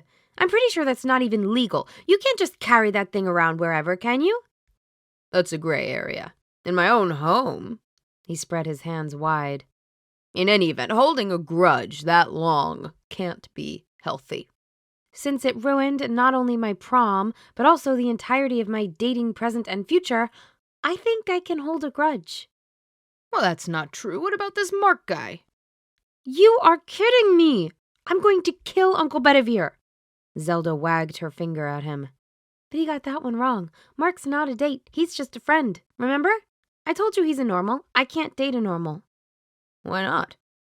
He actually looked legitimately confused. Are you kidding? She started ticking off the reasons with her fingers. It seemed the proper amount of drama for the situation. 1, it's against the rules for me to tell anyone ever about your job and the whole magic thing. How can I date someone who could never hear about one of the most important events of my childhood? 2, the penalty for breaking those rules, it's really, really bad. Torture or something? Uncle Bedivere was vague about the details, but very specific about the severity of the crime. And 3, what happens to the poor schmo who catches your next red eye slip or sees your scythe appear from the ether? A normal won't just run out the front door and spread nasty rumors that ruin my dating life. Nope, we're talking mental meltdown, questioning reality, and all sorts of other possibilities for which I refuse to be responsible. "Are you done?" She had to think about it. Breaking the rules, nasty punishment, driving hypothetical boyfriends insane. Yep, all done. "I'm not so sure about that rule. If you're that concerned about it, you might double-check with Bedivere. As for the other, you'll have to trust me. You're older. I hope you have better taste in men, and I've got a good deal more control these days." I'm pretty sure it's a solid rule. I need to chat with Uncle Bedivere about how the details of my life have come to his attention and why he's sharing them. So I'll definitely be checking in with him. But it doesn't matter. Normals are excluded by my list. "I'm not sure I want to know." He sighed. "What list?" You know, my must-have, more like can't-be list. It's a dating thing. Don't worry about it. "What's on the list?" "Nope." He took a swig of beer. "Nope. Don't tell me. I'll just have nightmares." Exactly. But I bet you do want to hear about my long-term job plan. You mean your career plan? She shuddered. Don't even say the word. You'll ruin my happy future buzz. Her dad just looked at her like she'd lost a marble or 3. That word means being locked in, making permanent decisions. It's so final. She stared at her dad. Mark gets it. My bad. Your long-term job plan. I made a list of part-time jobs that sound fun. I'm going to try out one at a time until I either cross out the entire list or I find something that will keep me from starving and not wither my soul into a little dried pea. Yeah, souls don't look like that. Zelda chucked a piece of celery at him. Without seeming to try or even move, he caught it in his left hand. That's so creepy. I thought we agreed no weird Reaper superpowers in the house. He raised his eyebrows. Then don't throw vegetables at me. What's first on your list? A small smile snuck up on her. Just thinking about it made her happy. Florist. Surprising. Does that require any training? Not a clue. I've applied for a part-time job as a delivery driver for a small but growing shop that's not far from here. They already replied, and I have an interview in a few days. They seemed really excited to get my application.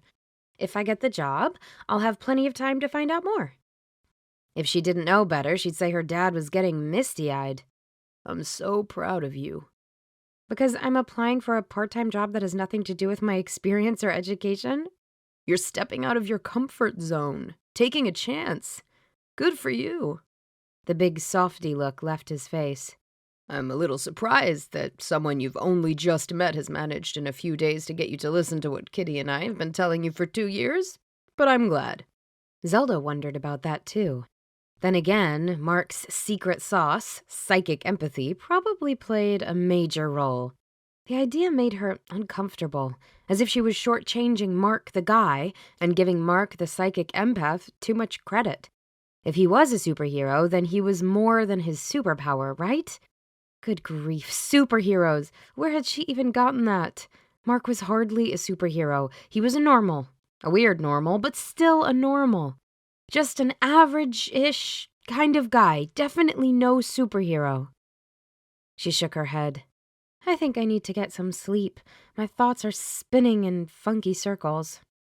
Her dad raised his eyebrows at that, but didn't comment. I've got a few things to do yet, so I'll turn out the lights. Sleep well. Zelda went through her evening routine by rote, and suddenly she was getting into bed without remembering the specifics of washing her face or brushing her teeth. It had just been one of those days. As she lay in bed, not quite asleep and not quite awake, a stray thought flitted through her mind. What if Mark hadn't been a normal? Chapter 11. A week had gone by since Mark had heard from Zelda. He'd gotten a few texts, but no calls, and certainly no more not-a-date, spur-of-the-moment lunches or coffees. Probably because she was busy. She'd landed a job as a delivery driver at a tiny florist shop that she said gave her the smiles when she first walked in. The smiles. He knew exactly what she meant, though he'd never heard the expression. He'd spent enough time with her over the previous week that her absence now was notable. He missed her. Being with people could be hard for him. But never Zelda. She was always easy to be around. And she made him smile. A lot. Even sitting here, wondering what she was getting up to, he had the urge. He hadn't felt like this since... He'd never actually felt like this about a woman. More than attraction, more than friendship. A closer connection he wasn't about to try to define. After a few more seconds of indecisive waffling, reminiscent more of his high school days than his adult life, he shook his head and picked up the phone. He was supposedly all grown up. If he missed someone and wanted to spend time with them, he could call. The phone rang. And rang. When it rolled to voicemail, he debated for a split second whether to leave a message. Then he reminded himself he was an adult, not a pimply 16-year-old. Hey. Just thinking about you and wondering how the new job is going. Give me a ring when you have a minute. He ended the call with a decisive tap to his phone. There. Very adult. He started to pack up his computer so he could head out to his favorite work spot when his phone rang. He glanced at the caller ID. He tapped the screen with a smile on his face. That was fast. Yeah, I couldn't catch the call because I was in the middle of a delivery. He could hear the excitement in her voice. You sound pretty pumped about that. You think this might be the one? Oh, it's way too early to tell. I signed up for a class on flower arrangement that the owner recommended, and she offered to let me spend a few hours doing some of the grunt work in the shop so I can see more of the process and not just the finished product.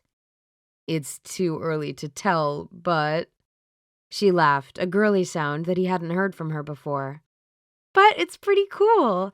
I don't know if it's this shop's clientele, if the arrangements are especially fabulous or what, but after a few days, I can say that most of the reactions I'm getting during my deliveries are giving me a pretty big warm fuzzy. Big enough to compensate for traffic and poor parking? Yep, hands down. So what's the downside? Well, even if I love it and either have an eye for arranging flowers or develop one with some practice, it's still a skill and will take some time to get good. And even then, the pay isn't great. I'd probably have to eventually open my own shop or come up with some other creative way to make money, and that requires a completely different set of skills. Which I'm sure you can manage. Technically, I'm a small business owner. I even have a few employees and a handful of contractors. It's doable with research and the right support. Well, with some funding as well, depending on which route you take. He stopped for a second when he realized the direction of the conversation. And thinking about options and making short and long-term plans? That's an excellent start. Kudos to you. That's actually why I called you back so quickly. I'm in between delivery runs, so I have to go, but I wanted to tell you how much I appreciated your help. I probably owe you a week's worth of dinners for everything. Never one to frown at opportunity, Mark said. How about just one dinner, sometime later in the week? Done. I'll get in touch when my schedule firms up. After he ended the call, Mark grabbed his computer bag and headed out the door. His step was lighter, and he might have been humming an off-key tune. Chapter 12. Glenda examined her reflection critically, then added another hairpin. There wasn't much difference between a casual chic updo and a mess. In her estimation, approximately 3 to 5 hairpins usually did it. As she turned away, her dressing table mirror shimmered, and Bedivere's voice began a pre-recorded message. 24 hours have passed since my last contact with the human realm. I invoke the emergency clause of your employment contract. A brief pause, and then the message began again. 24 hours have... She tapped the mirror, shutting off the message. Glenda sighed. The last time she'd received the message, Bedivere had been hopping realms with some undisclosed, non-human love interest, and time had gotten away from him. The time before that had been a technical glitch. She walked into the hall, where her only phone was located, and dialed his voicemail number. As she scribbled down messages, she thought of about 10 different ways she would make him pay for this. She wasn't a secretary. And then she heard a message from Zelda, and another, and another. That's when she began to worry. If Reaper business was at the crux of Bedivere's disappearance, she doubted her aid would be sufficient. Quickly, she wiped all of the messages and recorded a new greeting. As soon as she finished the greeting, she hung up and dialed his cell. If he was taking calls from anyone, he would take hers. She never called him on his cell phone. Why would she? The mirror was superior in all ways. The call rolled to voicemail and she hung up. Oh, Bedivere, what trouble has found you? That question lingered as she packed. A chill crawled up her spine. Other realms were not at all to her taste. Not that she was scared, certainly not. She tucked the messages she'd transcribed into her small bag and prepared to depart the human realm. Chapter 13. The muffled sound of a phone tickled at Zelda's consciousness, but sleep won out. She'd quit her job the day before. She was allowed to sleep in. Besides, they'd leave a message. As she drifted back to sleep, no voicemail alert disturbed her slumber. 3 days later, Zelda couldn't stop thinking about that missed phone call. If only she'd picked up the phone. If only her dad had left a message. 3 days and she hadn't heard a word from him. She was worried sick and she didn't have many options. She zipped into the first empty parking spot on Mark's street. The area was full of townhomes and street parking was scarce. She gripped the wheel and took a breath. Everything was fine. Totally fine. Her racing heart disagreed. 3 days her dad had been missing. 3 days. The man's life ran like clockwork. Home for 6 o'clock dinner every day, up and out the door by 8. What happened during work hours was a big mystery, but outside of work, dull, tick-tocking, reliable clockwork. She hopped out of her car and marched up the sidewalk to a pretty, well-maintained townhome with a massive wood door. She pounded on the door and then immediately stepped back, embarrassed by the loud noise. Mark opened the door. "My dad's gone missing." Zelda felt like a stalker, but desperate times called for extreme measures, and it's not like it had been hard to find Mark's address. He stood in the doorway of his townhouse with his mouth slightly agape. "What? Missing?" He must have picked up on her panic because he moved from confused to very, very concerned in a heartbeat. "Have you called the police? How long has he been gone?" He opened the door and motioned her inside. Zelda checked her phone again. Nothing. Not from Uncle Bedivere, not from Glenda's shop. No voicemail, no text, no missed call, nothing. What if Uncle Bedivere was off on one of his all-consuming projects? It would have been incredibly irresponsible of him not to leave an alternate contact number just in case. Zelda squeezed her eyes shut. Of course he had, with her dad. She followed Mark into a small side room that looked like a study. She sat down in a big, overstuffed armchair. Mark took the chair at the desk. "No police. It's been about 60 hours since I saw him last. We talked 3 nights ago. He called the next morning, but I didn't pick up and he didn't leave a voicemail. And he was gone by the time I went down for breakfast. I was a little slow that morning, so it wasn't strange that I missed him, but then he didn't come home for dinner." Zelda bit her lip, trying to think how to convey how out-of-this-world bizarre that was for her dad. "I can't begin to describe to you how strange that is. He is always home for dinner." She frowned then, remembering how he'd come home late just the other night, and how tired he'd been. "Almost always, but it really is strange. And he's never just not come home for dinner. He tells me ahead of time."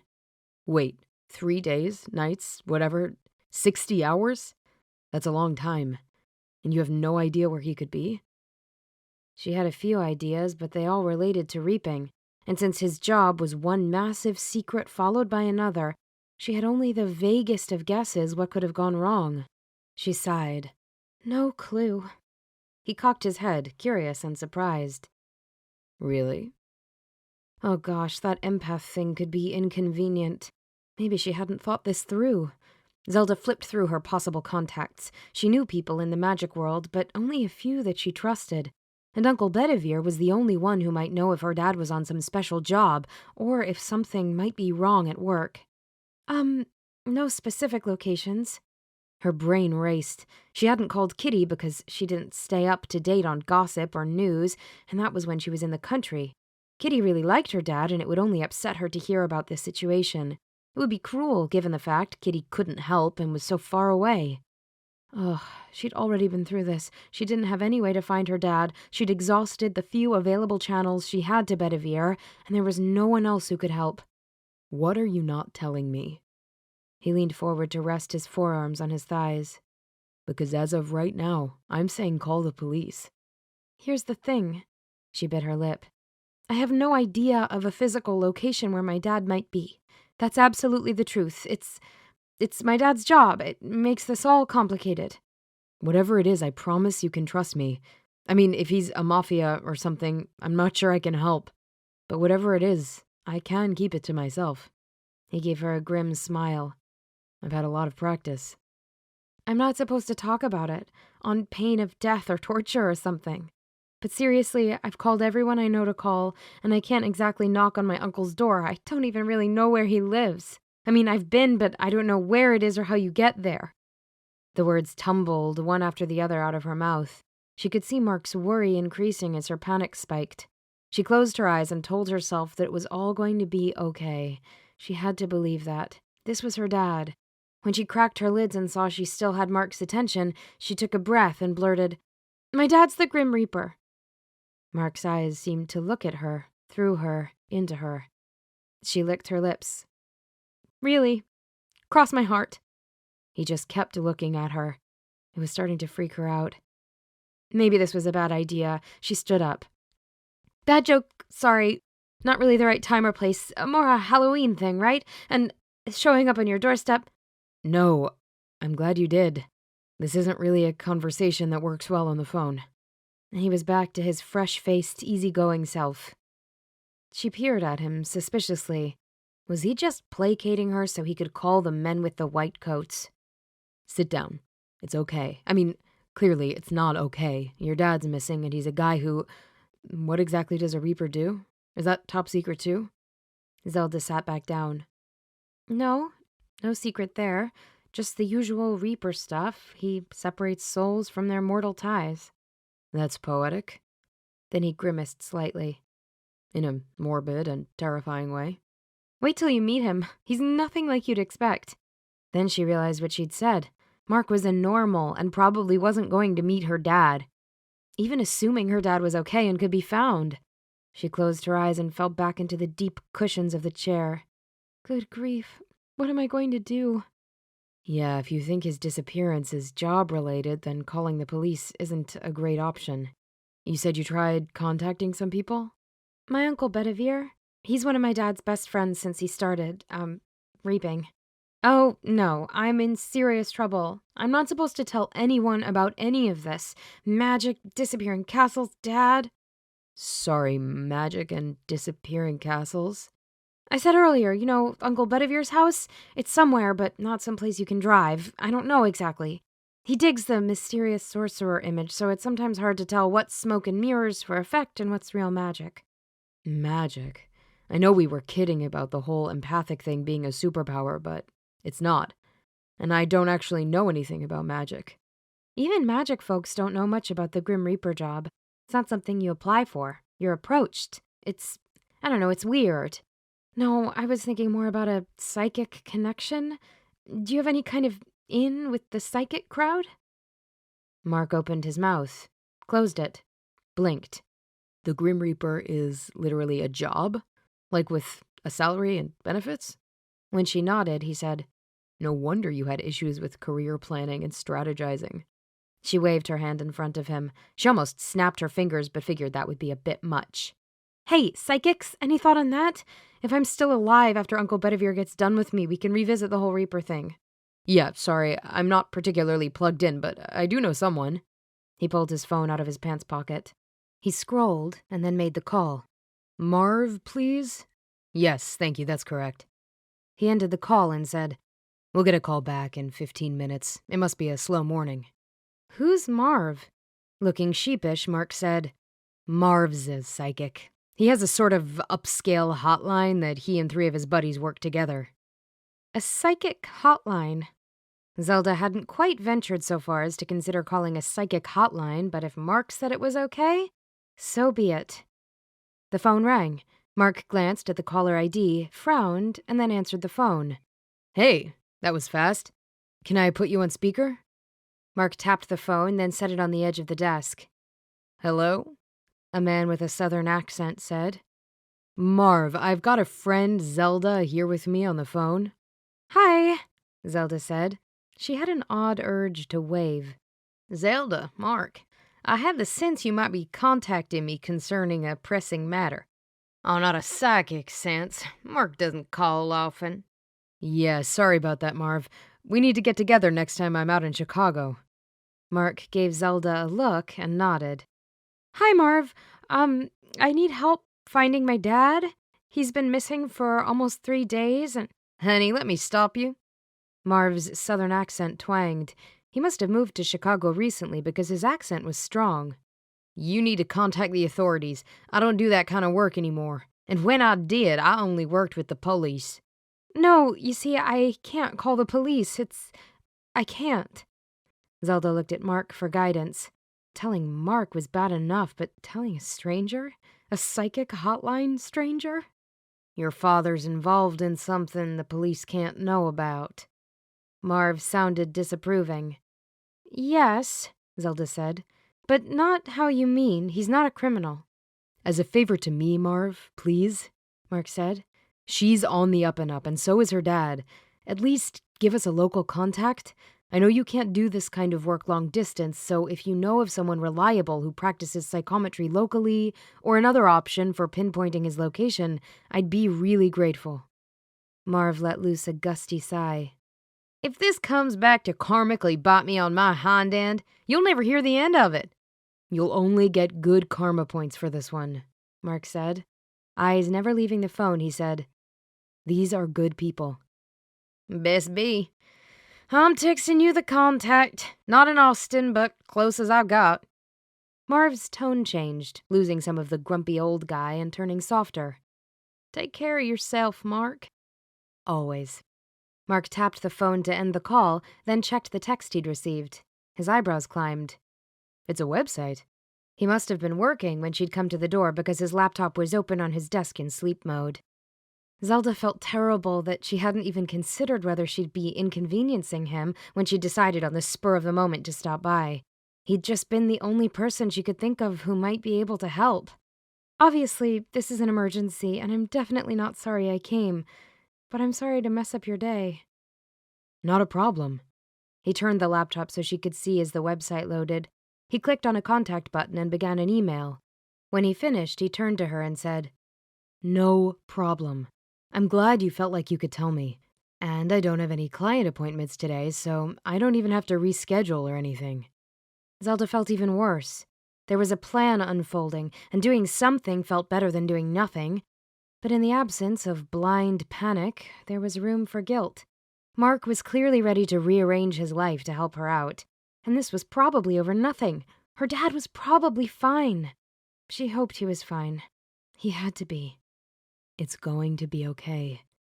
We'll figure it out. And though Mark had no way of predicting the future, his words made her feel better. What's with the email? She asked. No phone number? No. But Natalie assures web visitors that she responds promptly. Let's hope that means hours and not days. How about you tell me anything else that might be relevant while we wait? He's been pretty normal.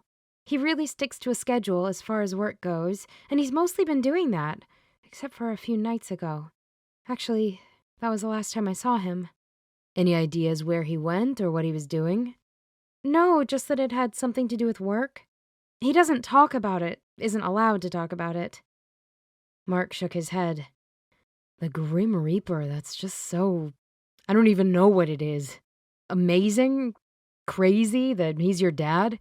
Scary that he's so involved with death. She couldn't help but notice that the scary part hadn't been a question.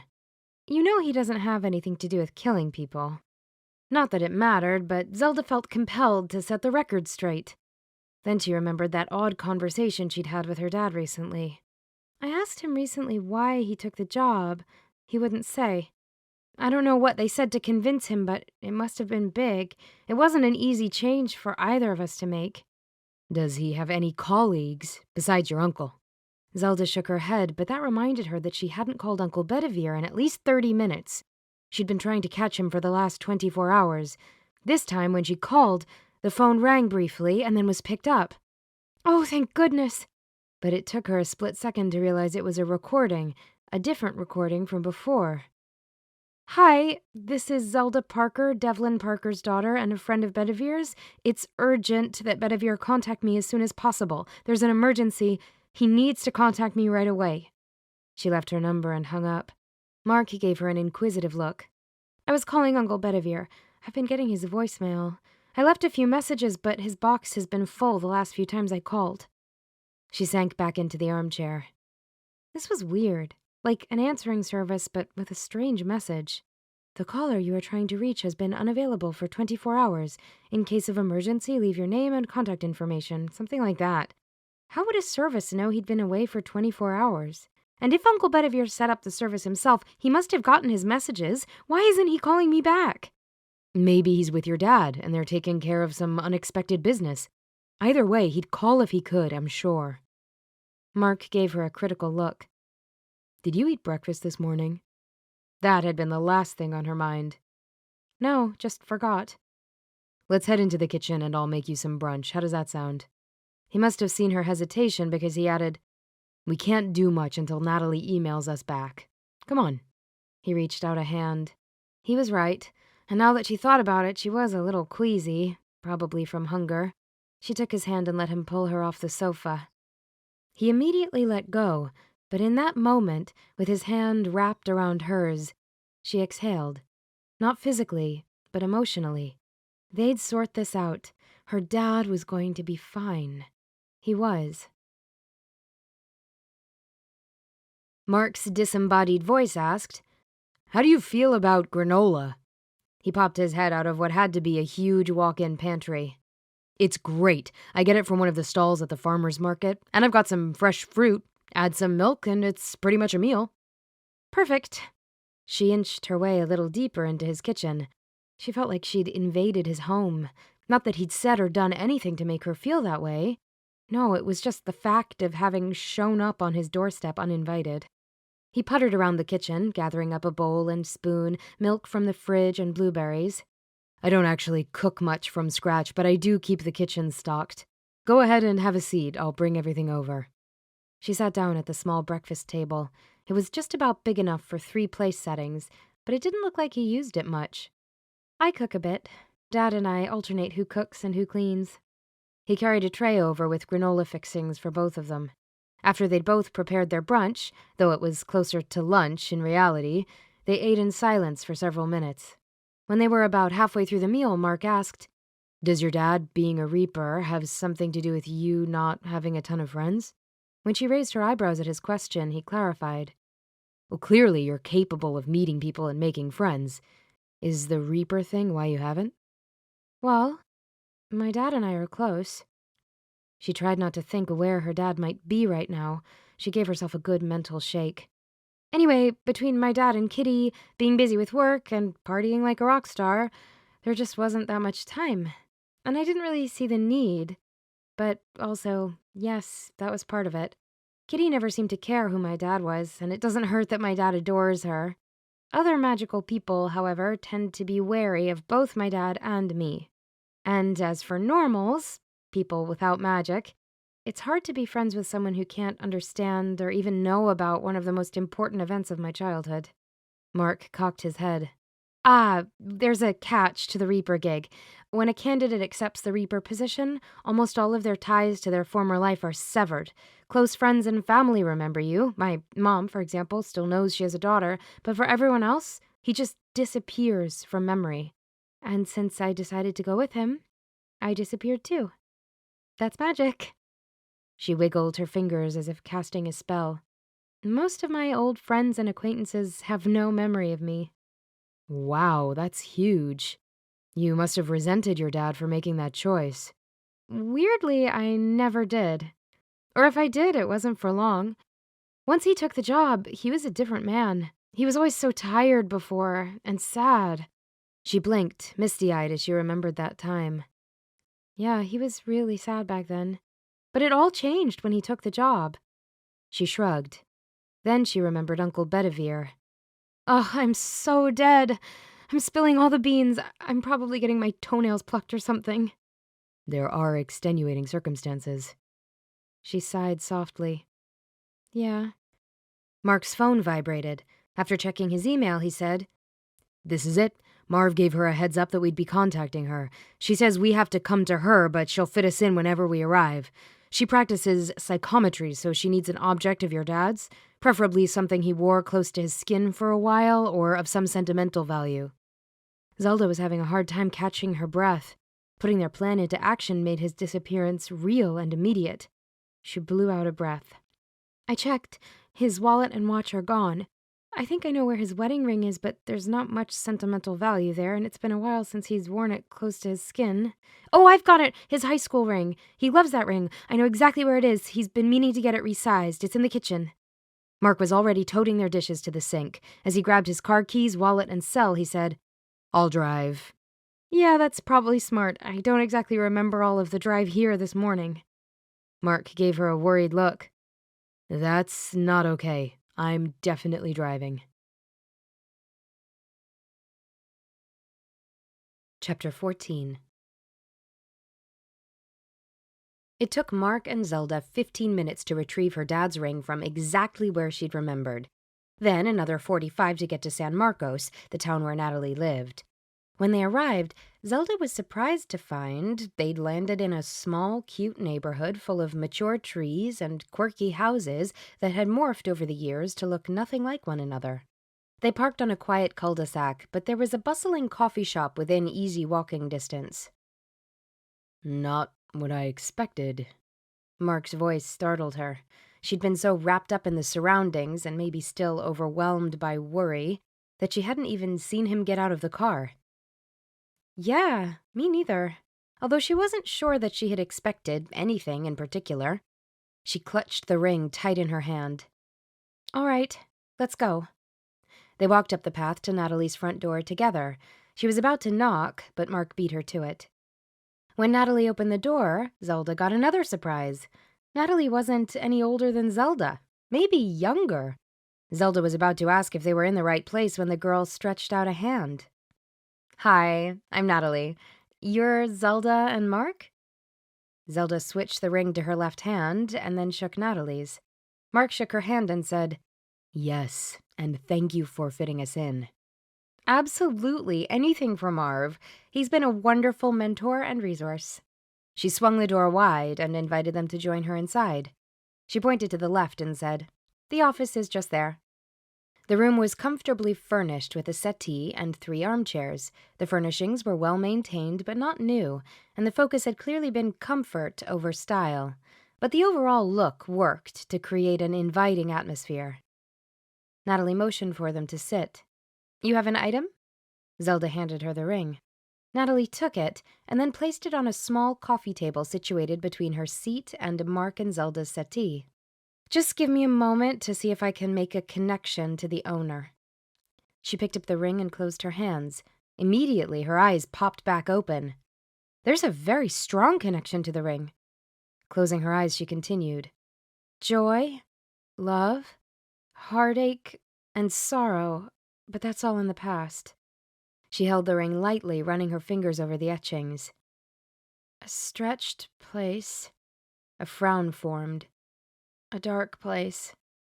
Her breathing became audible. Other, wrong. Time bounces and stretches.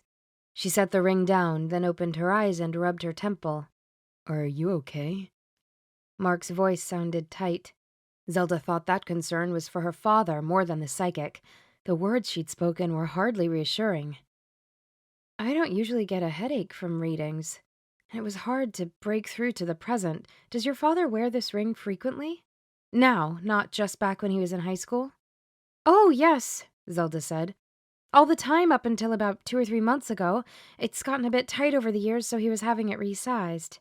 It's just that the past was crisp, really clear. Natalie looked perplexed. And when I reached for the present, it was like reaching through honey. Mark asked the question Zelda was too afraid to pose. It didn't sound like he was in a safe place. Can you tell? Is he alive?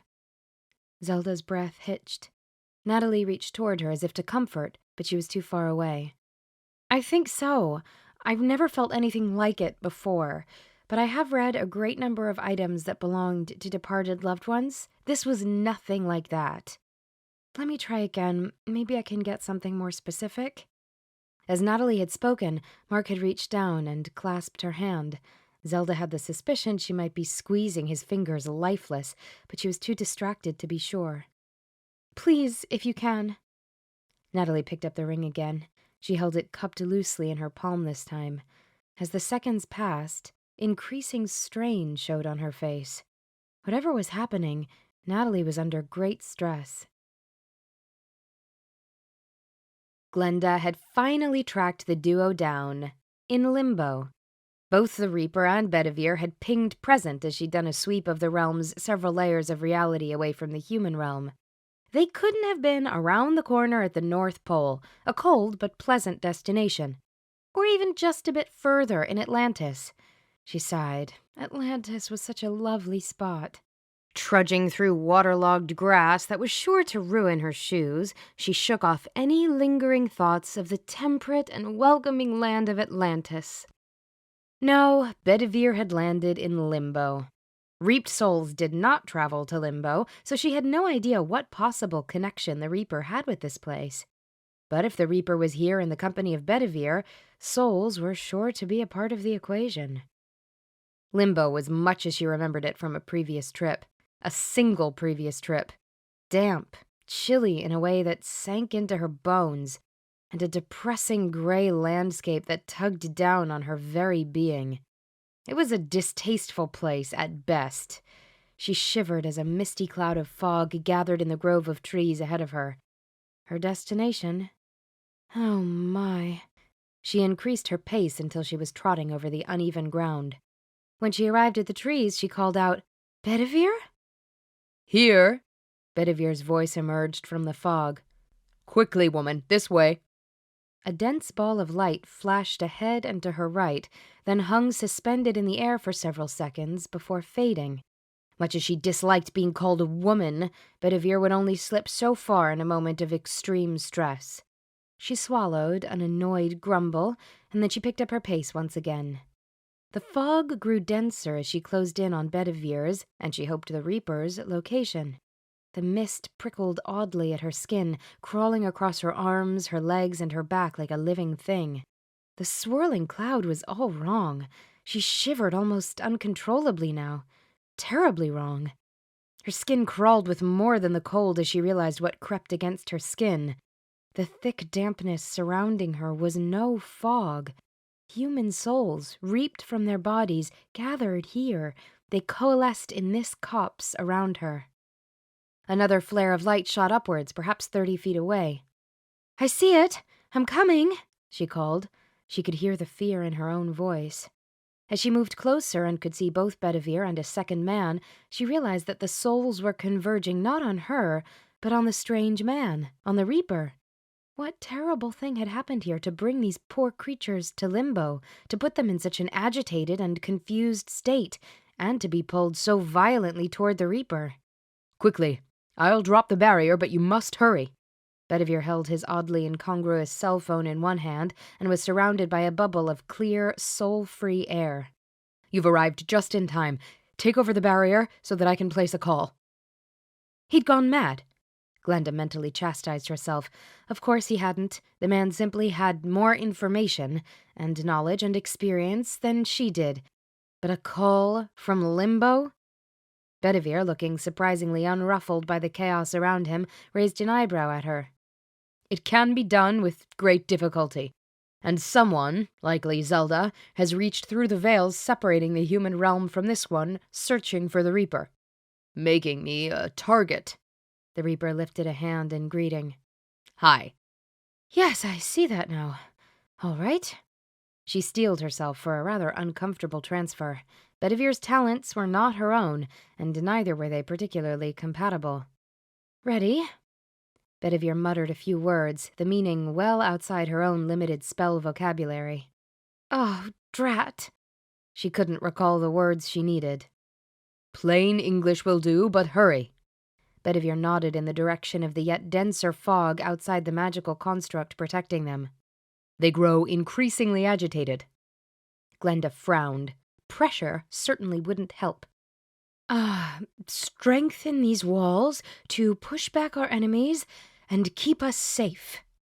She tried to imbue her non-magical words with some semblance of power, but the walls wavered. Not enemies, just souls. That was her error. She loved math. Words were simply not her talent. "Make these walls strong to keep us three safe." The walls thinned more. Bedivere made a disgruntled sound, but he was too busy with his phone to voice a complaint. "Let no soul pass through these walls." Glenda gave the words a good shove of magic. This time her spell, if it could be called that, stuck, and the bubble shifted to become a room with 4 walls. Quickly realizing her error, she blurted, "And let no soul pass through the ceiling either." After a moment had passed and no wisps leaked through, she decided the tiny room must be soul-proof. She shared a look of relief with the Reaper. Well done, the Reaper said. Bedivere didn't comment. He'd begun tapping away on his cell. Glenda had no idea how one called out from limbo, but she hoped it didn't take him much longer. A minute passed, and her hastily erected barrier started to get wobbly. She reinforced the structure, but she could now feel the press of souls as they pushed against her magical construct. She took a deep breath and shoved back with as much magic as she could muster. But imbuing the magical equivalent of a grass hut wasn't going to keep out the raging storm of souls much longer. Bedivere? The idiot man was still fiddling with his phone. My app isn't working as it should. Just a moment. Your app? Glenda managed to keep her voice under a scream, but incredulity dripped from each word. Holding back the press of humanity was becoming physically taxing, which was a sign of very poorly constructed magic. Bedivere? She looked at him from underneath the wisps of hair that had escaped her bun. Bedivere waved an impatient hand at her as he muttered some arcane incantation over his phone. Truly, she was getting tired. Again, Glenda tried to get his attention. Bedivere, I have no special skill with word magic or physical magic. You know I don't. You need to hurry and finish whatever it is you're attempting. She tried to keep her tone even. Now. I've got it. Bedivere finally lifted his gaze from his phone. His normally devilish brown eyes were much more subdued. Hang on, Glenda. If she didn't know better, she'd guess the indomitable Bedivere was wearing thin around the edges. Perhaps the man had a dash of humanity in him after all. Suddenly, Zelda's phone rang, the sound harsh in the midst of the intense environment. She jumped to silence it, but then saw that it was Uncle Bedivere. Bedivere, she murmured before tapping the accept button. Yes, Uncle Bedivere? Whatever you're doing, stop. It's not helping. Bedivere sounded more tired than tense. What? Dad, is he with you? Is he okay? Your father's fine. Her whole body drooped in relief until her uncle continued. But whatever you're doing is agitating the locals, and we don't want to do that. Zelda looked up at Natalie. She'd placed the ring carefully on the table and was waiting. She lifted her hands to indicate she wasn't doing anything. We've stopped. I gave a psychometric psychic Dad's high school ring and— Good grief. Stop. Again he sounded tired. Emphatic, but tired. This is not a place she wants to visit, however slender her connection. Uncle Bedivere, what in the world is going on? There's no time to tell you everything, but your dad is safe. How long have we been gone? I saw Dad last about 3 days ago. Zelda clutched the phone tight in her fingers. Can I speak to him? No, it's difficult enough for me to maintain the connection. 3 days, and still so much to do. Child, I must leave. Your father and I are in limbo, and time passes strangely here. We have a job we must finish with all due haste. When we've completed it, we'll return. You have my word that your father is safe, and will return unharmed. Okay. The word came out soft and whispery. Tell him I love him, and both of you be safe. Of course we shall. And Bedivere ended the call. Zelda sat in stunned silence. Well? Mark ducked his head to catch her eye. Is your dad okay? I guess. He's in limbo. Whoa. Natalie bounced up. Heading to the kitchen for some booze, she called over her shoulder. I'll be back shortly. Mark and Zelda sat in silence. Zelda in shock. She could only guess what Mark was thinking and feeling. Then she realized that he was probably feeling what she was. If ever there was a moment when she was emotionally yelling, she'd guess now was it. Are you okay? Oh, yeah, I've got good defenses these days for extreme emotion. I'm fine. But you, on the other hand, you have to focus on the fact that your dad is okay, and he's out there doing his job. Natalie returned with a tray of martini glasses and a shaker full of something. It may not be appropriate to drink with clients, but whoa. Whoa. Limbo? I've definitely never gone to limbo. That's huge. Chocolate martini? Mark declined. Yes, thank you. I think I will. As she poured, Natalie said, Sweet enough to make your teeth hurt and with enough kick to hopefully bring us back to reality. She shook her head. Limbo? What would have brought your dad there? Zelda accepted her drink and took a sip before answering. She needed a moment to think. She took another sip. It was good, and not quite so sweet as to make her teeth hurt. I guess, since you've been to Limbo today, psychically anyway, that not much will come as a surprise. And for the second time in one day, she split the ultimate secret wide open. My dad's the Grim Reaper. No way. The wide-eyed, your nuts look faded, and Natalie smiled broadly. Very cool. I'm not sure how that landed him in spiritual no man's land. I'm not up on the day-to-day details of Dad's job. But from the way Uncle Bedivere sounded just now on the phone, trips to Limbo are not normal. Oh, and he had no idea how much time had passed. I wonder if that was the sense of stretching that you had, Natalie?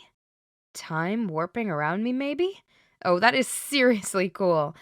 I'm really glad that your dad is okay.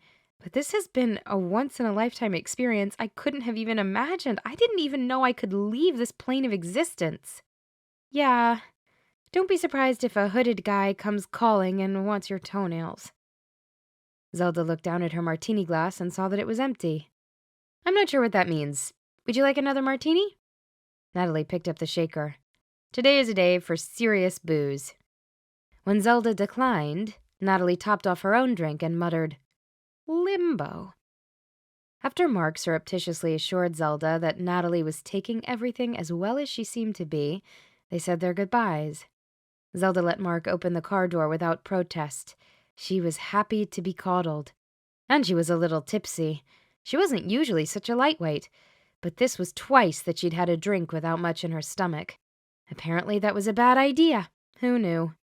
She liked to eat and didn't usually skip meals, so it was a new experience for her. She made a mental note to be more cautious in future.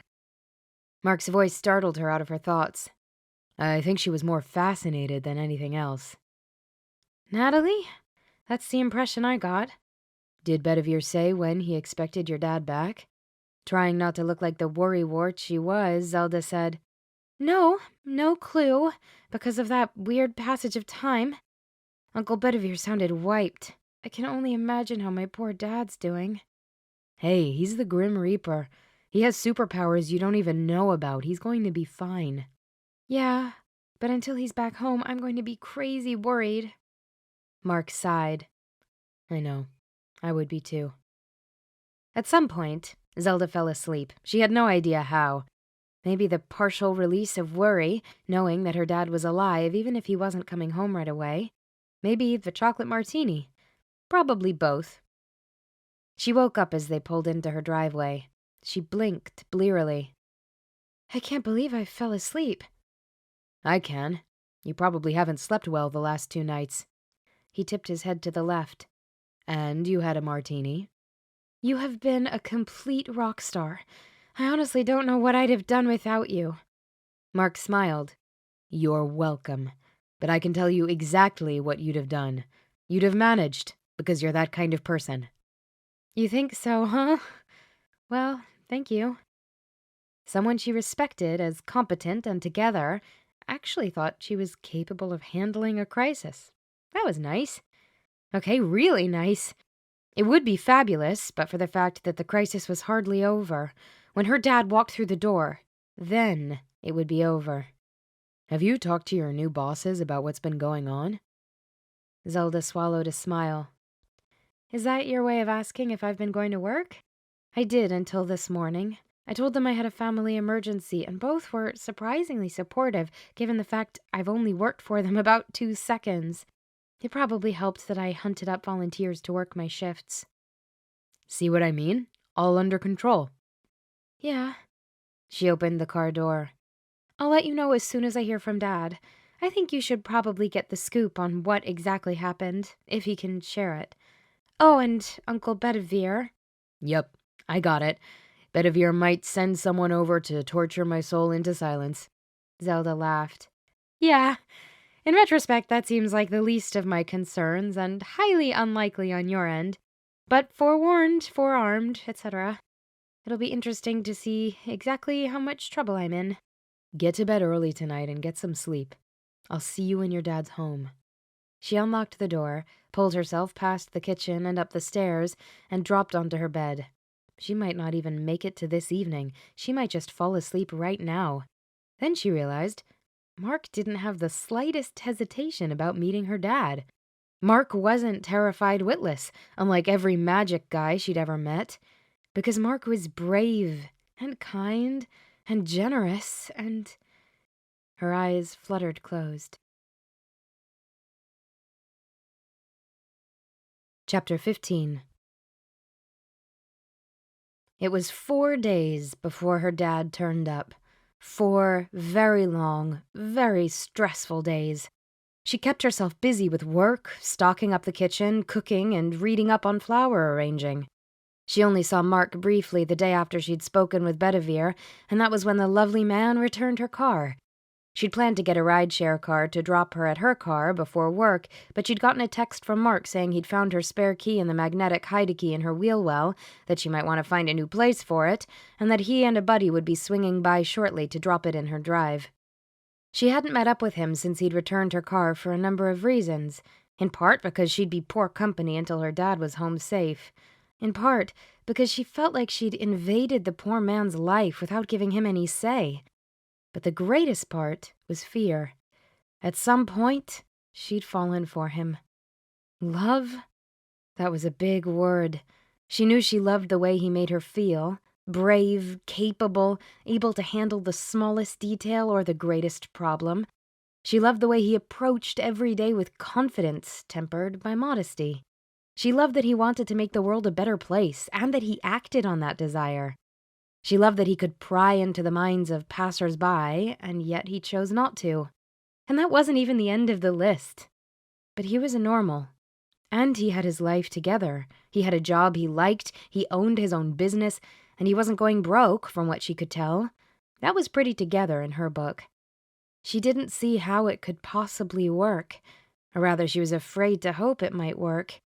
And after 4 days of dithering over her love life, and then her dad's absence, and then her love life, back and forth like an emotional yo-yo, her dad came home. She got a text from her dad. "Home again. Everything's good."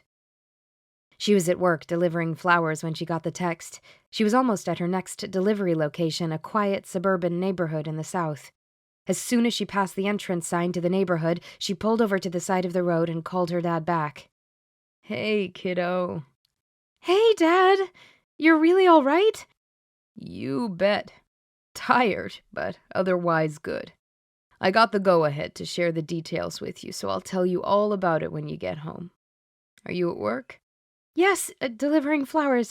I should be home by 8. Zelda knew better than to press for details now. Some things simply needed to be said in person. "See you then. Oh, and I'll get delivery for dinner tonight." "No need. Check the fridge and freezer. I went on a cooking jag, so we should be good for a while." Her words were greeted with silence. "Dad?" "I'm sorry. I'm really sorry you were so worried." He exhaled loudly, and Zelda could picture him rubbing the back of his neck. He did that when he was super stressed out. "No worries, Dad, really. See you tonight."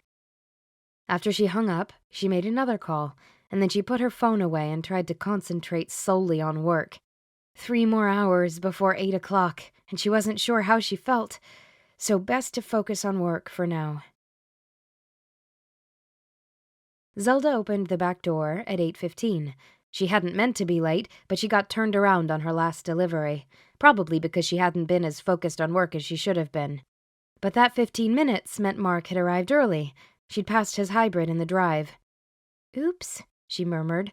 Louder, she said, "I'm home." "In the living room." Her dad's voice sounded normal enough. She hesitated, and then kicked herself in the rear. She'd invited Mark, and come home late, so she needed to own up to the consequences. She walked into the living room expecting the worst. Mark was sitting on the sofa, comfortably ensconced, with a beer in one hand. Her dad sat in his favorite recliner opposite Mark. He even had the chair partially reclined. The two looked like they'd been hanging out for a while. talking sports, drinking beers, and generally doing what guys do. It was unnerving. Hey. It was all Zelda could manage in the face of such camaraderie. Mark started to rise, but Zelda motioned for him to stay seated. He said, "Your dad was just telling me about one of his favorite meals. It sounds simple enough that I might even try it." Not sports, then. Zelda smiled weakly and then sat down at the other end of the sofa. I'm glad you've already met each other, and sorry I was late. She glanced back and forth between both men as she spoke, and then settled on her dad. Since Mark helped me out when you went missing, I thought he should hear about what happened. No dithering, and straight to the point. She was quite proud of herself. All right. And none of this torturing fingernail-pulling talk like Uncle... She stopped when she realized her dad had agreed. All right. No visits from Uncle Bedivere or any of his crew? I can't speak for Bedivere, and I'm not sure what crew you mean. He's not a mafia boss or gangster, but I'm sure his employees will refrain from utilizing pliers in creative ways beyond the tool's intended purpose. Her dad's lips twitched. He was definitely trying not to laugh. I had a chat with Bedivere about the non-disclosure rules. I wasn't aware he'd so strongly impressed upon you the need to remain secretive about magic and my job.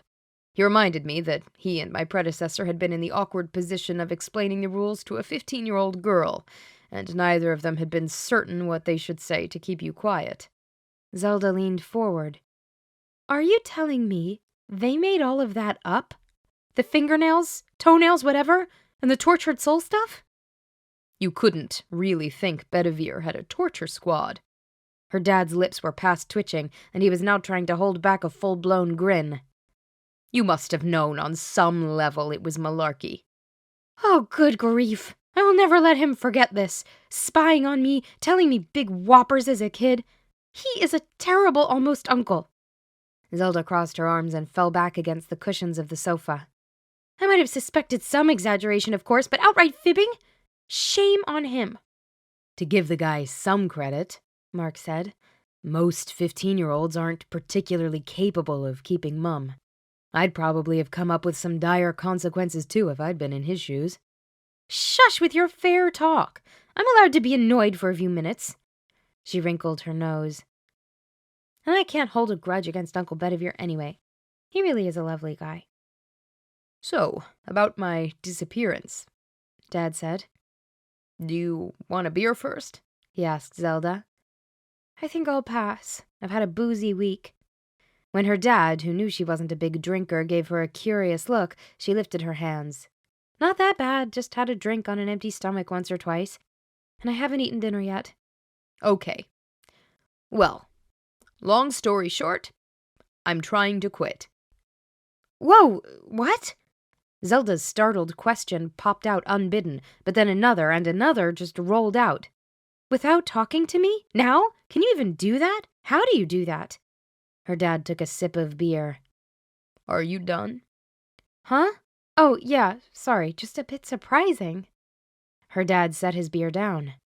I can leave when I find a suitable replacement, and that can take a long time, years sometimes. Because of the way reaping works, and no, I can't get into the specifics, I have to hunt for appropriate candidates after hours, so to speak. Oh, that's why you've been so tired lately. Zelda winced sympathetically. She was a little tired, in a good way, but still, with all of her various working endeavors, she couldn't imagine releasing all of the world's newly dead souls in one day and then coming home to do more work. That's rough, Dad. Sorry. He shrugged. It's fine. I thought I'd found a candidate. Bedivere vetted him, and we both approached him. We were on a training deployment when things went awry. Ouch, Mark said. Awry is more than a little terrifying in the context of separating a person's soul from their dead body. Her dad nodded in agreement and finished off the last quarter of his beer. And that's how you ended up in limbo? Zelda remembered Uncle Bedivere saying something about making the locals restless with their psychometric probing. Oh, the locals Uncle Bedivere mentioned? Trapped souls? Yes, and yes. There's time distortion or differentiation when moving from limbo to our plane. I don't exactly understand it, but the result is that we were gone longer than we'd hoped. There wasn't a moment to spare, or I would have tried to call before we left. It turns out that placing a call from limbo is complicated. Oh, I get that. I can't even imagine. And I don't want to even think about how those poor people must have felt. But Zelda couldn't help imagining it, being trapped in a strange place, because the way she understood it, limbo wasn't a way station. Limbo was another realm. She didn't know where souls went after a person died. That was getting into the super secrets, death and afterlife. But she knew it wasn't supposed to be limbo. Her dad wore a grim expression. There's an investigation pending. Something like this should never have happened. Bedivere's not sure how it did, and we all want to make sure it never happens again. I think that's it. I'm pretty tired, so I'm going to bed. I'll leave you kids to some dinner. Lasagna's in the oven warming. And he went to bed. Just like that. I can't believe... Zelda looked at the hallway that led to his bedroom. Weird. She turned to Mark. You've been awfully quiet. I've just been sitting over here, trying to absorb it all and not annoy your dad. Red eyes, scythe and all. You mentioned that before, anyway. He said the word scythe like you'd say tall or dark hair, a descriptor with no particular power. Zelda narrowed her eyes. What exactly were you guys doing before I got here? We had a talk. He asked a few questions. I answered honestly. Done. Mark shrugged.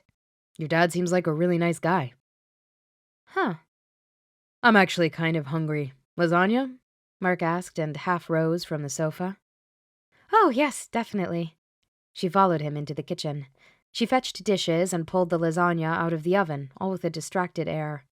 Something was off about this whole evening. After setting the casserole dish on a trivet, she asked, Exactly what kind of questions did he ask you? Mark sighed. Am I interested? Yes. Was I a decent guy? Yes. Would I treat his daughter right? I thought I would. That kind of stuff. Zelda turned bright red. Oh, no, he didn't. Mark shook his head.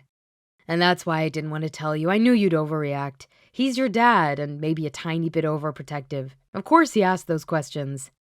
I'm not overreacting. I'm mortified. Overreacting. He said it with conviction.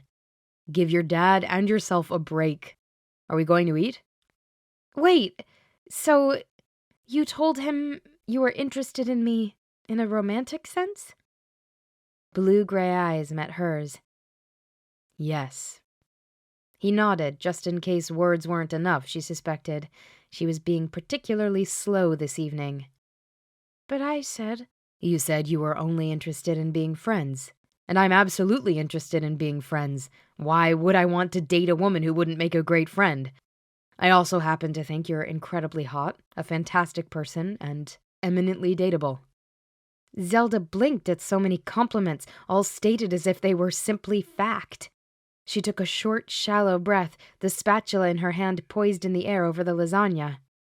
We just made the leap from friends to something else, and I completely missed it. Nope, you didn't miss it. Zelda, I'd like to go out on a date with you. Can I take you out to dinner? She laughed. Yes, I would love that. I really would. Mark took the spatula from her hand, set it down, and then pulled her into his arms. And she melted. Her life had just taken a turn for the exceptionally awesome. Epilogue. Glenda had been expecting the call all day, and she couldn't hide her relief when she answered. Where have you been? I know you returned to this realm earlier today. She addressed the question to her dressing table mirror. Cleanup after you left took longer than planned.